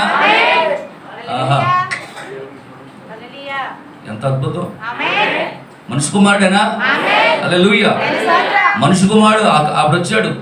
లోతు దినాల్లో లోతు దగ్గరికి వెళ్ళే ముందు, సొదొమ గొమొర్రాలను నాశనం చేసే ముందు ఎవరిని దర్శించి వెళ్ళాడు? అబ్రహాముని. హల్లెలూయా, దేవునికి స్తోత్రం కలుగును గాక. ఇప్పుడు లోకాన్ని నాశనం చేసే ముందు ఇప్పుడు మనిషి కుమారుడు ఎవరిని దర్శించాలి? వధువుని దర్శించాలి. అబ్రహాం శరీరాన్ని మార్చేసాడా? వధువు శరీరం మార్పు అవ్వాలా? అవలవద్దా? అంటే మనుషు కుమారుడు పరిచయం జరగాల? అప్పుడు జరిగిందా? దేవునికి స్తోత్రం. హల్లెలూయా. ఇక మీరు 15 వాక్యం దాకా టిక్ పెట్టుకోండి. 15 దాకా అంటే ఆదికాండం 18వ అధ్యాయము 1 నుంచి 15 వరకు టిక్ పెట్టుకోండి. ఇంటికి వెళ్ళిన తర్వాత చదువుకోండి. సమయము మరి చాలా అవుతుంది, 12 అయిపోయింది కనుక నేను కొద్ది నిమిషాల్లో ముగిస్తాను. దేవుని స్తోత్రం. మరి ఇక్కడ మనుషు కుమారుడిగా ప్రత్యక్షమయ్యాడు. ఆమేన్. అబ్రహాము శారాలకి దేవుడిచ్చిన వాగ్దానం కొరకు మరి వాళ్ళు ఏం చేస్తున్నారు? వాగ్దానం కొరకు ఎదురు చూస్తున్నారు. హల్లెలూయా. దేవునికి స్తోత్రం కలుగును గాక. అప్పటికే ఇస్మాయిల్ పుట్టేశాడు. పుట్టే తెలియమనుకుంటున్నాను, వాగ్దాన పుత్రుడు వచ్చేసాడు అనుకుంటున్నాడు. కానీ దేవుడు వచ్చి అన్నాడు, నీకు అక్కడ వాగ్దాన పుత్రుడు కాదు, వాగ్దాన పుత్రుడు నేను ఇవ్వబోతున్నాను. ఈ కాలంలో మీ మీదుడికి మళ్ళా వస్తాను. దేవునికి స్తోత్రం. హల్లెలూయా. దేవునికి మహిమ కలుగును గాక. నిజంగా చూడండి పిల్లరా, దేవుడు అబ్రహాము శారా లేక అక్కడ అక్కడ అక్కడ కావాల్సిన కొన్ని కార్యాలు మీరు జాగ్రత్తగా గమనించాలి. అక్కడ అబ్రాము పేరుని అబ్రహాముగా మార్చాడు. పేరు మార్చాడా? శారాయి పేరుని శారాగా మార్చాడు. ఆమేన్. అంటే అక్కడ ఎన్ని కార్యాలు చేస్తున్నాడు చూడండి దేవుడు. అక్కడ వారి పేర్లు మార్చాడు. పేర్లు మార్చాడా? వాగ్దానం చేశాడు, వాగ్దానం నిబంధన చేశాడా? అలాగే శరీరాలు కూడా మార్పు చేశాడు. దేవునికి స్తోత్రం. హల్లెలూయా. దేవునికి మహిమ కలుగును గాక. ఏమంటే శరీరాలు మార్పు చేసిన మాత్రం పిల్లలు పుట్టేస్తారా? ఇప్పుడు వాళ్ళకి చిన్న వయసులో పెళ్ళయింది. ఎవరికి? అబ్రహాంకి శారాకి. మరి అప్పుడెందుకు పుట్టలేదు? హల్లెలూయా. దేవునికి స్తోత్రం. ఇదంతా దేవుని యొక్క ప్రణాళిక అయి ఉన్నది. ఆమేన్. కనుక ప్రియమైనటువంటి దేవుని బిడ్డలారా, ఇక్కడ శరీరాలు ఏం చేశాడు? మార్పు చేశాడు. తర్వాత హృదయ రహస్యములను బయట పెట్టాడు. మనుష్య కుమారుడు పరిచర్యలో జరిగే కార్యాలు చెప్తున్నాను, జాగ్రత్తగా రండి. మనుష్య కుమారుడు ప్రత్యక్షమగునప్పుడు జరిగే పరిచర్య మనుష్య కుమారుడు వచ్చినప్పుడు జరిగే పరిచర్య ఏం జరుగుతుందంటే, అక్కడికి వచ్చి పేర్లు మార్చాడు. మనుష్య కుమారుడుగా వచ్చి అబ్రహాం శారాల యొక్క పేర్లు మార్చాడు. తర్వాత శారా యొక్క హృదయంలో ఉన్న రహస్యం ఏంటి? నవ్వు కూడా ఉంది కదా, ఎంత ముసల్దాన్ని అయిపోయినా నాకు ఇప్పుడేంటి సుఖం కలగడం ఏంటి, నా భర్త ఏంటి, నాకేంటి, నా పిల్లలు ఏంటి అనుకుంటుంది హృదయంలో, అనుకుంటుంది. అప్పుడు హృదయ రహస్యంలో దేవుడు ఏం చేశాడు? బయలుపరిచాడు. దేవునికి స్తోత్రం. హల్లెలూయా. అలాగే రెండోసారి మనిషి కుమారుడు యేసు ప్రభు భూమి మీదకి వచ్చినప్పుడు ఆయన కూడా హృదయ రహస్యాన్ని బయలుపరిచాడా లేదా? ఆమేన్. పేరు మార్చాడా లేదా? చెప్పండి. పేరు మార్చాడా? సీమోను. ఇక్కడ నుంచి నువ్వు సీమోను అనమాట, పేతురు అనమాట.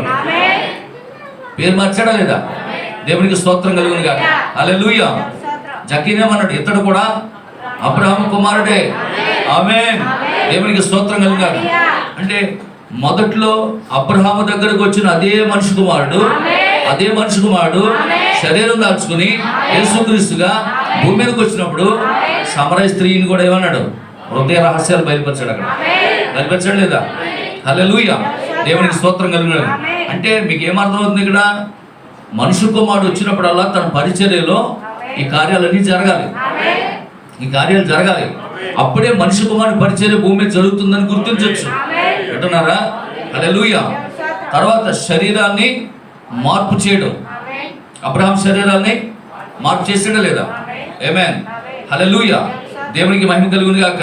కనుక ప్రియమైనటువంటి దేవుని బిడ్డలారా, నిజంగా చూడండి, ఇక్కడ ఇంకా కొన్ని కార్యాలు మనం చూద్దాం. ఇక్కడ ప్రవక్త చెప్పిన కార్యాలు ఈ ఆదికాండము 18వ అధ్యాయంలో ఏం జరిగిందో ప్రకటన గ్రంథంలో లౌకిక సంఘాలంలో అదే జరుగుతుంది. సంఘం ఎప్పుడైతే సంస్థగా మారిందో అది చచ్చిన దానితో సమానం అంటున్నాడు. అందులో ఇక జీవం అనేది ఉండదు. అనగా దేవుని యొక్క వాక్యము అక్కడ ఉండదు. జీవం వదిలిపెట్టి వెళ్ళిపోవడమే మరణం అన్నాడు. దేవునికి స్తోత్రం. సొదొమ గొమొర్రాలు కాల్చివేయబడుటకు మరి ముందు మనుషు కుమారుని పరిచర్య అబ్రహామునికి మాత్రమే ఇవ్వబడింది. అక్కడ మనుషు కుమారుని పరిచర్య ఎక్కడ జరిగింది? అబ్రహాము దగ్గరే, శారా దగ్గరే జరిగింది. లోతు దగ్గరికి వెళ్ళలేదు. లోతు దగ్గరికి దేవదూతలు మాత్రమే వెళ్ళారు. దేవునికి స్తోత్రం. హల్లెలూయా. దేవునికి స్తోత్రం కలుగును గాక. కనుక ప్రియమైనటువంటి దేవుని బిడ్డలారా, మరి ఆ మనుష్య కుమారుడు మొట్టమొదటిగా ఆది కాండంలో ప్రారంభంలో ప్రత్యక్షమయ్యాడు అబ్రహాం దగ్గర. మళ్ళా అదే మనుష్య కుమారుడు శరీరం దాల్చుకుని బైబిల్ గ్రంథంలో మధ్యలో వస్తాడు మళ్ళీ యేసుప్రభు. నీకు అర్థమవుతుందా? మళ్ళీ ఎప్పుడు వచ్చాడు? మనుషు కుమారుడు ఎప్పుడు వచ్చాడు? నశించిన దాన్ని వెతికి రక్షించడానికి వచ్చాడా? రక్షకుడు వచ్చాడా? ఎక్కడ వచ్చాడు? బైబిల్ ఎక్కడ ఉంది? మధ్యలో ఉంది, అవును కదా?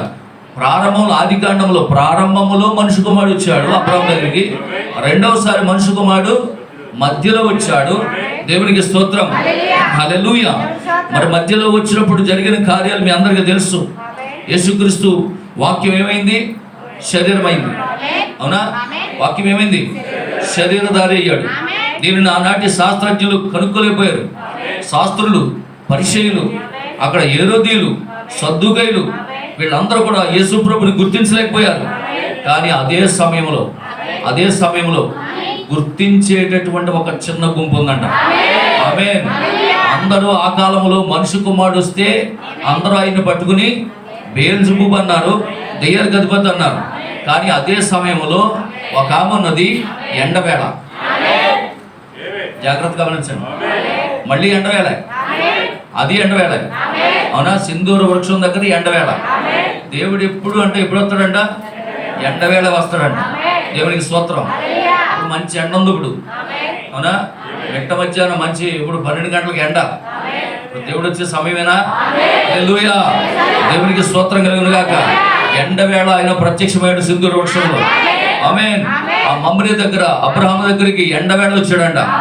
అలాగే 12 గంటల మిట్ట మధ్యాహ్నం బావి దగ్గరికి సమరసి ఎండవేళ బావిలో నీళ్లు తోడుకోవడానికి వచ్చింది. అక్కడ కూడా ప్రత్యక్షమయ్యాడు. ఏ మనిషి కుమారుడు? ఆది కాండములో ప్రత్యక్షమైన మనిషి కుమారుడు. అదే మనిషి కుమారుడు శరీరం దాల్చుకొని మళ్ళా ఇప్పుడు ఎక్కడికి వచ్చాడు? సమరస్తి దగ్గరికి వచ్చాడు. అప్పటికే లోకమంతా ఏమనుకుంటుంది ఆయన గురించి? లోకమంతా ఏమనుకుంటుంది? బెయల్జెబూబు, దెయ్యాలకు అధిపతి అంటున్నారా? ఇంకా అప్పుడు పేతుర్ని అందరూ అడిగారు, అబ్బాయి నా గురించి ఏమనుకుంటుందిరా లోకం అంటే?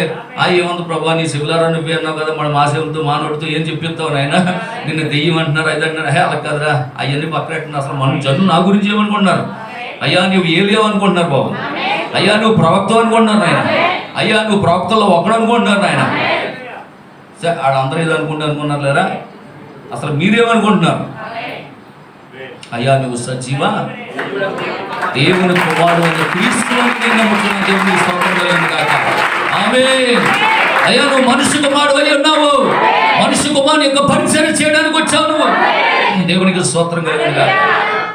ఆ రోజు ఎండవేళ అబ్రహామును దర్శించిన అదే దేవుడు అని నేను గుర్తించాను ఆయన. పేతురు గుర్తించాడు. ఆమేన్, హల్లెలూయా. దేవునికి స్తోత్రం కలుగును గాక. కనుక వాక్యము శరీరం ద్వారా అయింది. ఆనాటి శాస్త్రులు గుర్తించలేదు, ఆనాటి పరిచయులు గుర్తించలేదు, ఆనాటి సద్దుకేయులు గుర్తించలేదు, ఆనాటి హేరోదులు గుర్తించలేకపోయారు. కానీ సమరస్తి గుర్తించింది. ఆ పొట్టి జక్కయ్య గుర్తించాడు, ఆ సీమోను పేతురు గుర్తించాడు, ఆ దమస్కు మార్గంలో పౌలు గుర్తించాడు, ఆ దేవాలయం దగ్గర ఉన్నటువంటి ఆ గుడ్డి బర్తలోమై గుర్తించాడు. దేవునికి స్తోత్రం కలుగును గాక. గుడ్డి బర్తలోమై అక్కడ ఉన్న జనసమూహం అంతా చెప్పులు, ఆ కాళ్ళు నడకలతో జనసమూహం వస్తుంటే, అయ్యా ఏంటి జనం, ఏంటి కోలాహలం, ఏంటి నాయన, ఏంటి తిరణాలు ఏంటి ఆయన అంటే, అక్కడ వాళ్ళు అన్నారంట, అయ్యా నజరేయుడగు యేసు ఈ మార్గం గుండా వస్తున్నాడు అన్నాడు. అవునా? అయ్యా నజరేయుడని యేసు ఈ మార్గం గుండా వస్తున్నాడు అన్నప్పుడు ఈ గుడ్డి వాడు వెళ్ళి, నజరేయుడని యేసు నన్ను కరుణించి అనలా, దావీదు కుమారుడా నన్ను కరుణించు. అసలు వేరేది తెలిసింది. ఎందుకంటే అప్పటికి వాడి పితరులు ఏం చెప్తున్నారో అవన్నీ కూడా వింటూ వచ్చాడు. కాబట్టి వాళ్ళు చెప్పినట్లుగా నజరేయుడని యేసు అని పిలవాలా. దావీదు కుమారుడా నన్ను దాటిపోకు, నన్ను కరుణించు. హల్లెలూయా. దేవునికి మహిమ కలుగును గాక. ఆ పాట ఉందా లేదా? రాసుకోలేదా? హల్లెలూయా. దేవునికి స్తోత్రం కలుగును గాక అంటున్నారా? కనుక ప్రియమైనటువంటి దేవుని బిడ్డలారా, మరి చక్కగా మనం ఒక చిన్న పల్లవి పడదాం. నీవు తప్ప నాకు లోకంలో ఎవరున్నారయ్యా, నీకు తప్ప నాలో ఎవరికి చోటే లేదయ్యా,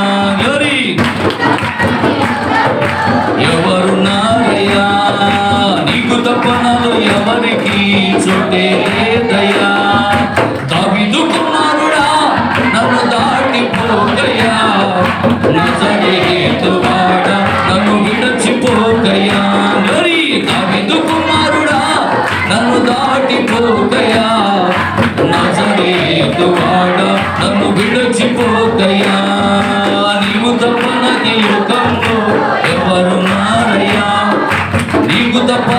ఎవరికి చోటే లేదయ్యా, నీకు తప్ప నాకు లోకంలో ఎవరున్నారయ్యా, నీకు తప్ప నాలో ఎవరికి చోటే లేదయ్యా.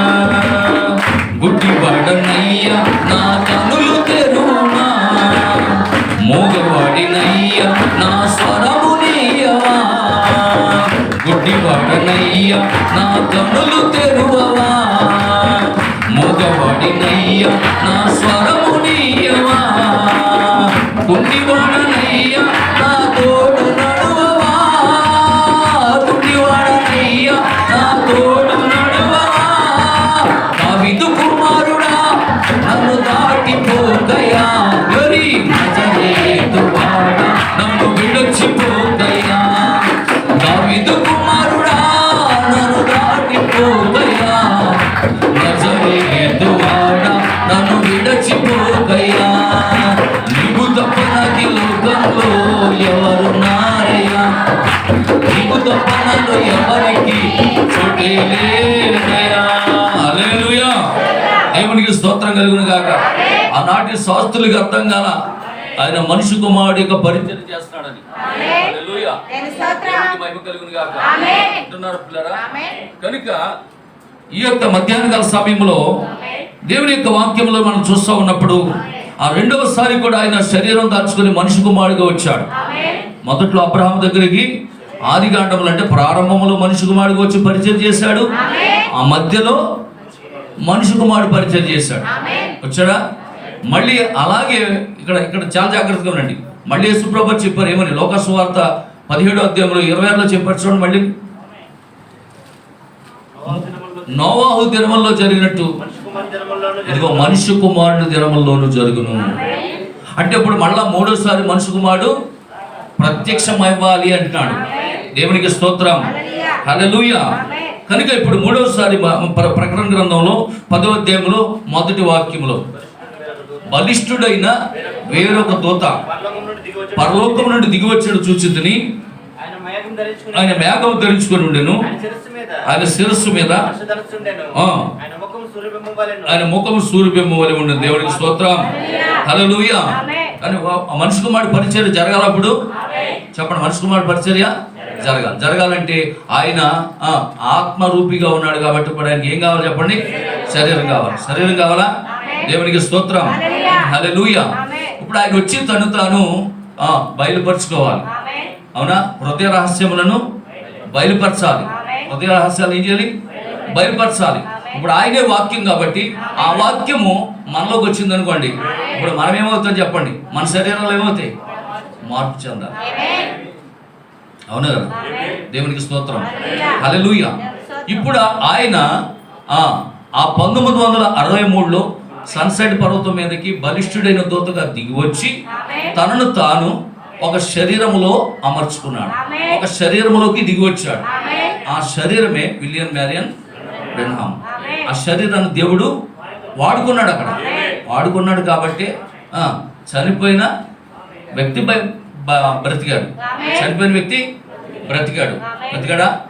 పుట్టి గుడ్డువాడు కళ్ళు వచ్చినా లేదా? అనేక మంది కుంటువాడు, ఒక్కడు కాదండి, అనేక మంది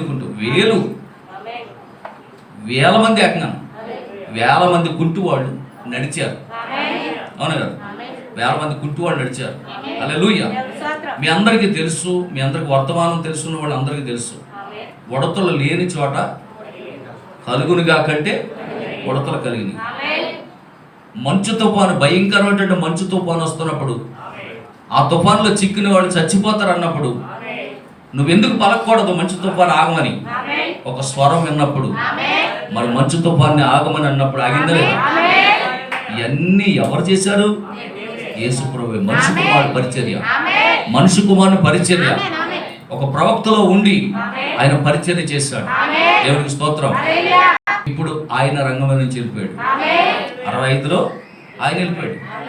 63లో బలిష్ఠుడైన దూతగా దిగొచ్చి 65 వరకు బ్రెన్హామ్ గారిలో ఉండి పరిచర్య జరిగించాడు. ఇప్పుడు 65లో ఆయన శరీరం వెళ్ళిపోయింది. ఇప్పుడు ఎక్కడ ఉండాలి ఆయన? ఇప్పుడు వధువులో ఉండాలి. ఇప్పుడు ఎక్కడ ఉండాలి? ఇప్పుడు వధువులో ఉండాలి. ఇప్పుడు తనను తాను మనలో ప్రత్యక్షపరచుకుంటున్నాడు. ఇప్పుడు నీ ద్వారా కార్యాలు జరగాలి. జరగట్లేదా? అలా చూస్తారండి, జరగట్లేదు. ఇప్పుడు నీ ద్వారా జరగట్లేదా? నువ్వు ప్రార్థన చేస్తే కార్యం జరగట్లేదా? నువ్వు ప్రార్థన చేస్తే క్యాన్సర్ పోవట్లేదా? దేవునికి స్తోత్రం కలుగుగా. హల్లెలూయా. ఇప్పుడు మనుష్య కుమారుని యొక్క పరిచర్య ఆయన వధువులో ఉండి చేస్తా ఉన్నాడు. మీ ప్రవక్త చాలాసార్లు చెప్తూ ఉంటాడు, దేవునిలో ఉన్నదంతా క్రీస్తులో కుమ్మరించుకున్నాడు, క్రీస్తులో ఉన్నదంతా ఆయన వధువులో కుమ్మరించుకున్నాడు. ఇప్పుడు పరిచర్య ఎక్కడ జరుగుతుంది చెప్పండి? వధువులు. హల్లెలూయా. ఇప్పుడు అద్భుతాలు ఎక్కడ జరుగుతాయి? వధువులు. ఆశ్చర్యాలు ఎక్కడ జరుగుతాయి? వధువులు. ఎందుకంటే హెబ్రీ 13:8 చెప్తుంది, చూడండి, యేసుక్రీస్తు నిన్న నేడు నిరంతరము ఒక్కటే రీతిగా ఉన్నాడు. దేవుడికి స్తోత్రం. హల్లెలూయా. ఆయన మారని దేవుడిగా ఉన్నాడు, మార్పు లేని దేవుడిగా ఉన్నాడు. కాబట్టి నిజంగా ప్రియమైన దేవులారా, ఈరోజు పరిచర్య ఆయన ఎక్కడుండి చేస్తున్నాడంటే వధువులో ఉండి అనేక కార్యాలు జరిగిస్తూ ఉన్నాడు. నువ్వు నమ్మినట్లయితే. బ్రదర్ బ్రహ్మం కూడా ఒక మాట చెప్తూ ఉంటాడు, ఎవరైనా బలహీనత కలిగి వస్తే, సహోదరి, యేసు ప్రభు నిన్ను స్వస్థపరుస్తాడని నమ్ముతున్నావా? నేను స్వస్థపరుస్తానని చెప్పేవాడు కదా ఆయన. యేసు ప్రభు నిన్ను స్వస్థపరుస్తాడని నువ్వు నమ్ముచున్నావా? నమ్మితే నీ నమ్మిక చొప్పున ఇప్పుడు నీకు స్వస్థత కలుగునుగా. అంతే, స్వస్థత పొందుకుని వెళ్ళిపోయేవాడు. అవునగా? దేవునికి స్తోత్రం. ఈరోజు నువ్వు నమ్మగలిగితే, ఆ రోజు ఆయన శరీరాన్ని విడిచి ఆయన వెళ్ళిపోయాడు, ఆయన పరిచర్య చేసి ఆయన వెళ్ళిపోయాడు. కానీ ఇప్పుడు అదే పరిచర్య, అదే మనుషు కుమారుని పరిచర్య ఆయన వధువులో కుమ్మరించుకున్నాడు. ఇప్పుడు ఆయన వధువులో పరిచర్య జరుగుతుంది. హల్లెలూయా. నీవు నమ్మినట్లయితే ఆయన అన్నాడు, నమ్ముట నీ వల్ల అయితే నమ్మడానికి సమస్తము సాధ్యమే. నమ్మిన వారి వలన ఈ సూచక్రియలు జరుగుతాయి. నువ్వు నమ్మితే ఆయన అన్నాడు, నేను యుగ సమాప్తి వరకు నీలో. మత్తయి సువార్త 28:20 చదవండి. మత్తయి సువార్త 28:20 వాక్యం చదవండి. ఎందుకంటే మాలో ఉన్నారు, నీలో ఉన్నారంటే కొంతమందికి డౌట్గా ఉంది, మళ్ళా చూస్తున్నారా?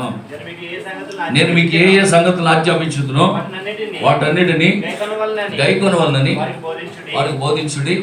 ఇదిగో నేను యుగ సమాప్తి వరకు సదాకాలము మీతో కూడా ఉన్నానని. ఆమేన్. ఆ రోజు యేసుక్రీస్తు ప్రభు వారి యొక్క శిష్యులతో కూడా ఉన్న అదే దేవుడు యుగ యుగములకు అంటున్నారా? యుగ యుగములకు ఈరోజు ఆయన వధువుతూ ఉన్నాడు, నీతో ఉన్నాడు, నాతో ఉన్నాడు. సర్వలోకానికి వెళ్ళండి, సర్వ సృష్టికి సువార్త ప్రకటించండి, జనులందరినీ కూడా నా శిష్యులుగా. ఎవరి శిష్యులుగా? ఆయనకి శిష్యులుగా చేయండి. మరి అప్పుడు అందరూ కూడా మనం అందరం ఆయన శిష్యులు అయ్యామా? ఇప్పుడు ఆయన శిష్యులు అయ్యాం. ఇప్పుడు ఎవరితో ఉంటానండి ఆయన? ఎవరితో ఉంటానండి? ఎవరినైతే ఆయనకి శిష్యులుగా చేస్తారో వాళ్ళందరితో ఉంటానన్నాడు. అవునా కదా? ఆయన పిల్లలతో ఆయన ఉంటానన్నాడు. ఇప్పుడు మనతో ఉంటే ఆయన కార్యాలు చేయడా? మనతో ఆయన ఉంటే మనం వచ్చి ఆయన కార్యాలు చేయడా? చేస్తాడు, ఖచ్చితంగా చేస్తాడు. దేవునికి స్తోత్రం కలుగునుగాక. హల్లెలూయా. దేవునికి మహిమ కలుగునుగాక. కనుక ప్రియమైనటువంటి దేవుని బిడ్డలారా, మరి నిజంగా చూడండి, ఈ రెండవ రాకడ గురించి అపోస్తలుడైన పౌలు గారు ఈ తెస్సలోనికీయులకు రాసినటువంటి మొదటి పత్రిక 4వ అధ్యాయంలో 13వ వాక్యంలో చెప్తాడు, సహోదరులారా, నిరీక్షణ లేని ఇతరుల వలె మీరు దుఃఖపడొద్దు. నిద్రించిన వారికి వచ్చి మీకు తెలియకుండా మాకు ఇష్టం లేదు. యేసు మృతి పొంది తిరిగి లేచినని ఇది నమ్మాలి. ముందు యేసు చచ్చిపోయాడు, సమాధిలో ఉండిపోయాడు, ప్రతి సంవత్సరం ఈస్టర్కి వెళ్ళిపోవడం, గుడ్ ఫ్రైడే రోజు వెళ్ళిపోవడం, ఏడ్చేయడం, ఈస్టర్ రోజు వెళ్ళిపోవడం, సమాధులు ఏంటి మరవరాలు పంచిపెట్టేసుకోవడం, వచ్చేయడం, అది కాదు నువ్వు చేయవలసింది. యేసు మృతుల్లో నుండి లేచాడని నువ్వు నమ్మితే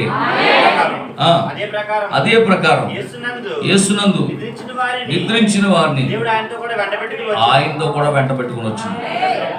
ఆ ప్రభు మాటను బట్టి చెప్పింది ఏమనగా, ప్రభు రాకడ వరకు సజీవులపై నిలిచిండు మనం నిద్రించిన వారి కంటే ముందుగా ఆయన సన్నిధికి చేరము ఆర్భాటముతోను. ఆమేన్. హల్లెలూయా. దేవునికి స్తోత్రం కలుగును గాక. వింటున్నారు పిల్లరా? ఆర్భాటమే ఈ వర్తమానమే పునరుద్ధానం. అర్థమవుతుందమ్మా? ఈ ఆర్భాటం గురించి చాలా మందికి తెలియదు. ఆమేన్. దేవునికి స్తోత్రం, దేవునికి మహిమ కలుగును గాక, దేవునికి స్తోత్రం కలుగును గాక. మరి ఎత్తబాటులో తీసుకుపోయేదే ఈ ఆర్పాట వర్తమానం, ఇదే పునరుద్ధాన వర్తమానం, సమాధుల్లో ఉన్న లాజరును బయటకు లేపిన వర్తమానం, ఇదే ప్రధాన దూత శబ్దం. దేవునికి స్తోత్రం, హల్లెలూయా, దేవునికి స్తోత్రం కలుగును గాక. తర్వాత ఏంటంట, ప్రధాన దూత శబ్దముతోను దేవుని బోరతోను పరలోకము నుండి ప్రభువు దిగి వచ్చును. మొదట లేతురు. దేవునికి స్తోత్రం. చూసారా, ప్రధాన దూత శబ్దం ఉంది, ఆర్భాటం ఉంది, దేవుని బోర. దేవుని బోర అనగానే సమకూర్చుట. దేవుని బోర అంటే ఏంటి? సమకూర్చడం. 6 సంఘకాలాల్లో నుండి సమకూర్చబడినటువంటి వధువు. వింటున్నారా? హల్లెలూయా. ఇప్పుడు 7వ సంఘకాలంలో సజీవులుగా ఉన్న మనము నిద్రించిన వారి కంటే ముందెళ్ళాం. 7వ సంఘకాలంలో ఉన్నాం కదా, ముందు మనం వెళ్ళిపోతాం అంటే కుదరదు. 6 సంఘకాలాల్లోనూ ఉన్నటువంటి నిద్రించిన పరిశుద్ధులు అందరూ కూడా లేవాలి. ఎప్పుడు లేస్తారు? దేవుని బోర. వింటున్నారా? దేవుని బోర, దేవుని స్వరము. ఆ బోర, దేవుని స్వరం ఏం చేస్తుంది అంటే సమకూరుస్తుంది, నిద్రించిన పరిశుద్ధులను పైకి లేపుతుంది. వాళ్ళు వస్తారు. ఆ మీదట 7వ సంఘాలలో అప్పుడు దాకా మనం బతుకుంటే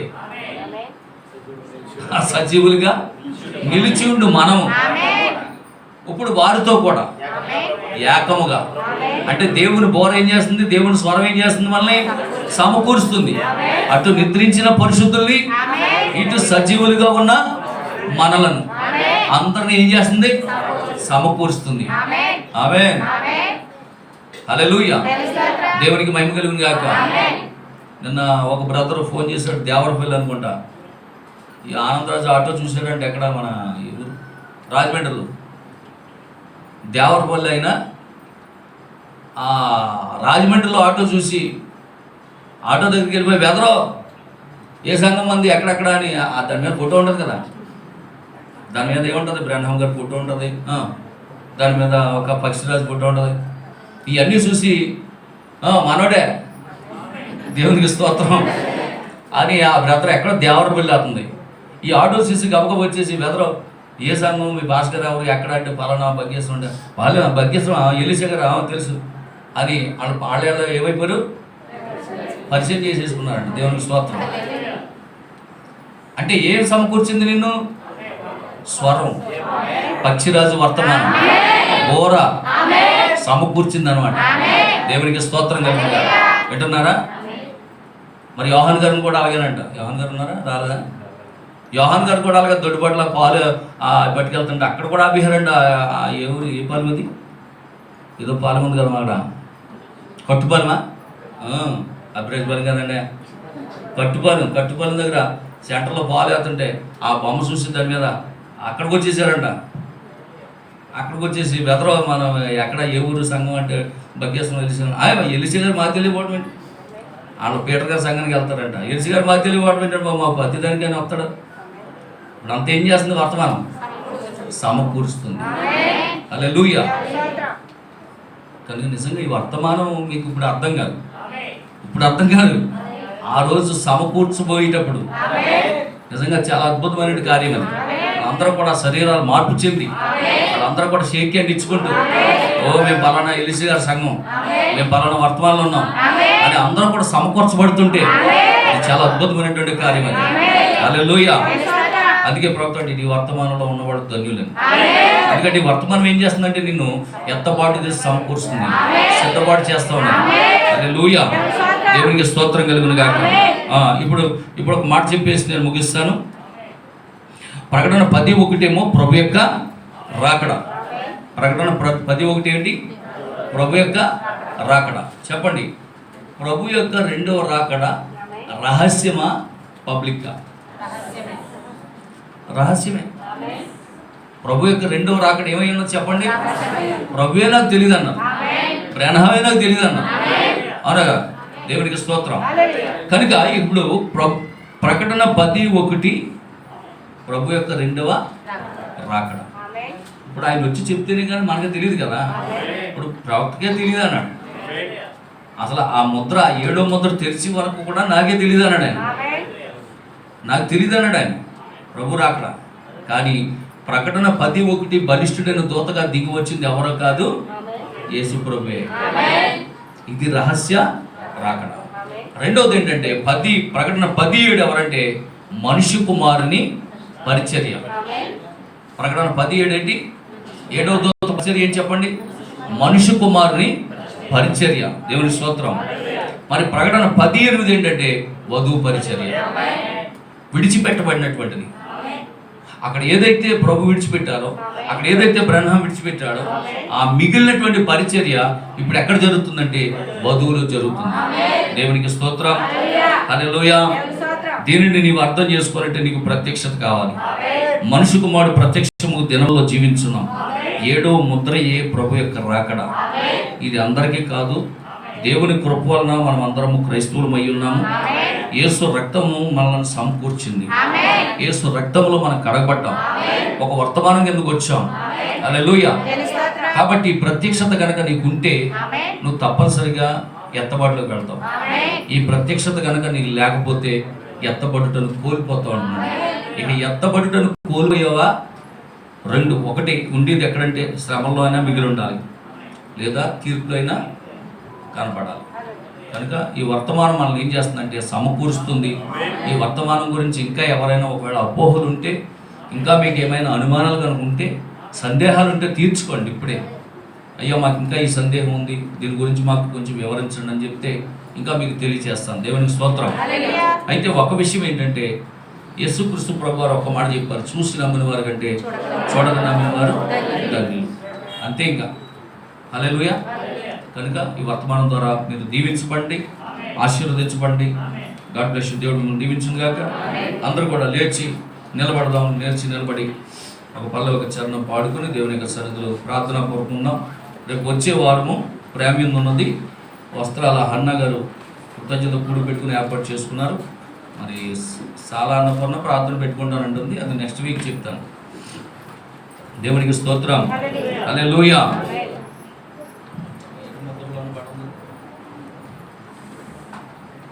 7 ముద్రలలో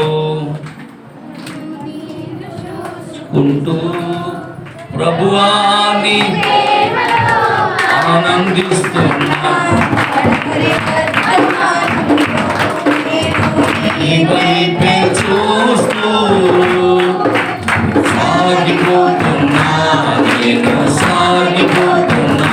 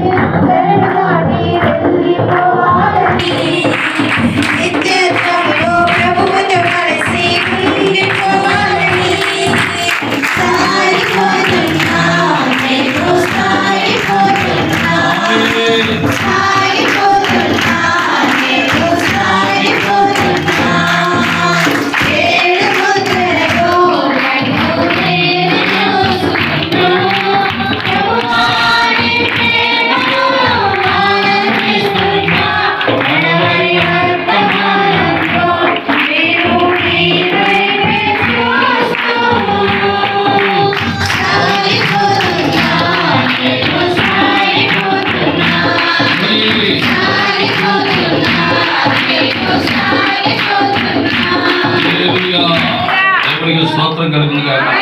ఈ కడవరి వర్తమానం ఈ చివరి కాల వర్తమానం. ఓ నిజంగా ఈ వర్తమానంలో 7 ముద్దుల వర్తమానం వచ్చిన తర్వాత మనల్ని మనం ఆ వాక్యంలో చూసుకుంటున్నాం. మనం ఎవరమో మనకు అర్థమైంది. ఓ నిజంగా ఎస్తేర్ ఎవరో కాదు నేనే, ఆ రూత్ ఎవరో కాదు నేనే. ఓ ఎంత గొప్ప ధన్యత పురిలారా. మరి గతంలో అయితే మనకి ఈ చదువుకునే వాళ్ళం, ఎస్తేర్ గ్రంథం చదువుకున్నాం కానీ మనకు అర్థమయ్యేది కాదు. ఆ రూతు గ్రంథం చదివాం కానీ ఆమె ఎవరో తెలియదు. ఆ రెబెకాను గురించి చదువుకున్నాం, ఆమె ఎవరో తెలియదు. కానీ ఈరోజు ఆ రెబెకా నేనే అని, ఆ రూతు నేనే అని, ఆ రాహాబు నేనే అని. ఓ నిజంగా ఈరోజు నీకెందుకు అర్థమవుతుంది? ఇదిగో ఈ కడవరి కాలంలో 7 ముద్రల వర్తమానం వచ్చి నేను ఏం చేసినట్టే ఈ స్థానంలో నేను గుర్తింపు చేసిన. హల్లెలూయా. ఓ నిజంగా మనిషి కుమారుని యొక్క పరిచర్య ఇప్పుడు వధువులో జరుగుతుంది. ఆ మనిషి కుమారుడు ఆదిలో ప్రత్యక్షమయ్యాడు, అలాగే మరి బైబిల్ గ్రంథంలో మధ్యలో ప్రత్యక్షమయ్యాడు, అలాగే మళ్ళా ప్రకటన గ్రంథంలో 10వ అధ్యాయంలో పరిశుద్ధుడైన దూతగా ప్రత్యక్షమయ్యాడు. 3 సార్లు మరి పరిచర్య జరుగుతూ ఉన్నది. ఇవన్నీ కూడా ఈ 7 ముద్రల వర్తమానం వచ్చిన తర్వాతే మనందరికీ కూడా స్పష్టంగా తేటగా అర్థమవుతుంది. అందులో ప్రియమైన దేవులారా, దీన్ని అశ్రద్ధ చేయొద్దు. తప్పకుండా మీరు వర్తమానాలు చదవండి, ఆయన రాకడకు సిద్ధపడండి. ప్రార్థన చేసుకుందాం. మరి అక్కడ ఉన్నటువంటి రాహేలమ్మ, అలాగే హెచ్చెట్టి నయోమి, నీలాపు సువార్తమ్మ గారు ముగ్గురు కూడా ఇక్కడ ఎద్దరికి వచ్చినట్లయితే దీవించండి ప్రభా. ఎవరెవరు ఏ అవసరంతో వద్ద వచ్చారో ప్రభా, అవసరం తీర్చండి అయినా. ఎవరికి స్తోత్రాలు అయినా.